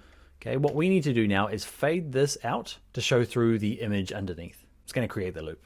So let's move our playhead anywhere between where these two overlap. So I'm going to start somewhere here, click on this top layer here, layer 1, twirl it down, and I'm going to start with my opacity, turn on the little stopwatch. So there's my first keyframe. You just leave that one. Then anywhere between here and here, you'll have to adjust this depending on your animation. So anywhere in here, as long as it's still overlapping, putting in another keyframe and lowering the opacity over here in your layers panel. So basically it's going to play and then start getting more and more see-through. I'll turn this one off. So it's going to get more and more see-through. And because of this trick we did with this last level, this one picks up, basically starts playing here, the bit we snipped off, till eventually it gets to this end part, which is actually the beginning here, which probably doesn't make any sense to you. I always get blank looks in the class. All right, so with them both on now, hopefully now we've got a loop. There's a little bit of kind of fading going on. Okay, I'm not worried too much about it because he's moving, because I'm going to mask him out. I just want the water. So let's not worry about it too much. We can adjust these later on. But let's do our mask. To create a mask, we need to make a still of all of this. So put your play here where you want the still. So I'm going to have mine just at the beginning here. Then with both of these selected, click on these two. There's a cool little shortcut, Command Option Shift E. That's on a Mac. Control Alt Shift E on a PC. Gives you a still of all those layers and makes its own little duplicate on top. Or you can flatten it, copy it, and then undo it and paste it back in. So you've got this option on the top here. So this is covering everything, right? If I hit play now, actually no, there's my animation. There's this fella. He needs to make sure he's kind of at the top above everything. I'm going to drag him over here so he's covering my video. I'm going to zoom out a little bit. So it's covering everything. We can't see anything. So this is it. We're going to poke a hole through this with a mask to show just the water. So with the layer selected, let's add a layer mask. Let's grab our brush tool, find an appropriate brush size, and then paint a hole here. It's a little hard to do. You're going to have to adjust it. So I don't want too much of this bottle, undo. And I don't want too much of his face, undo. Give it a practice. Hit spacebar now. You can see it's pretty good actually. Okay, and you can see, remember that fuzziness we had? I'm not too worried about it now because water is quite forgiving. His face, how much of this do I want? So if I paint in a bit more of his face, it's kind of working, except faces, because this guy's moving over time, which is kind of ruining it. So I'm going to paint it out with white so his face doesn't move. And that's our effect, friends. Zoom out. Ah. It's cool, huh? If he didn't move through the whole thing, I'd be tempted to do it with the stuff running down his face as well, but because he kind of leans forward during the animation, we can't. So I'm going to save this one. I'm just going to save it to my desktop. We'll export it as a GIF in a second. I just want to show you, once you get into the rhythm, or at least work out the steps, instead of explaining it all, I'm just going to run through it reasonably quick. This will be the one that you can re-watch. Jump to this bit where it's nice and quick, and me not trying to explain things as we go. So I'm going to get a file open, and we're going to do it with 13 Video and Cinemagraph 2. This one here, okay, beans being poured into a bowl. I want this to kind of feel like it's continuously being filled up forever. So which part do I want? I probably want the bit it's a little bit hard when you can see the bottom of the bowl. I practiced. Okay, it's easier when there's no hole. So I just want to chunk this big. So you remember the rule is drag. You have to drag this left side of it to the right. How much? Up to you. Okay, as long as there's some in there. And then how much of a loop? Yeah, that's long enough. Hit spacebar to just check. Yeah, that feels long enough. So now this is where the magic happens. With this selected, copy, paste. Make sure this guy is not in the same group. Drag this one all the way this way. It can go all the way to the beginning. We can go about halfway as long as there's a good overlap. And then drag the right hand side in here. Now with this layer selected, we need to add a couple of opacity keyframes. One, you don't do anything. The other one, you lower the opacity down to 0. Hit spacebar, and now it should loop forever. That's the bit. You can see there's a bit of a fade, but it's pretty good, right? You might decide that you don't Like, it doesn't need to be anything else than this, because the blend is actually pretty good. It's a cinemagraph without having to do the mask. When I practiced this, it never came out this good. So let's say I do. I want them pouring in but not bouncing around. So remember, select both of these, hold down all the keys in E, Command Option Shift E, or Control Alt Shift E on a PC. Drag it to the top. There we go. Make sure it overlaps. And we'll add a layer mask to it. Layer mask, paint bits in, and I just want kind of these parts. Make sure black is your foreground color. I'm going to hit spacebar.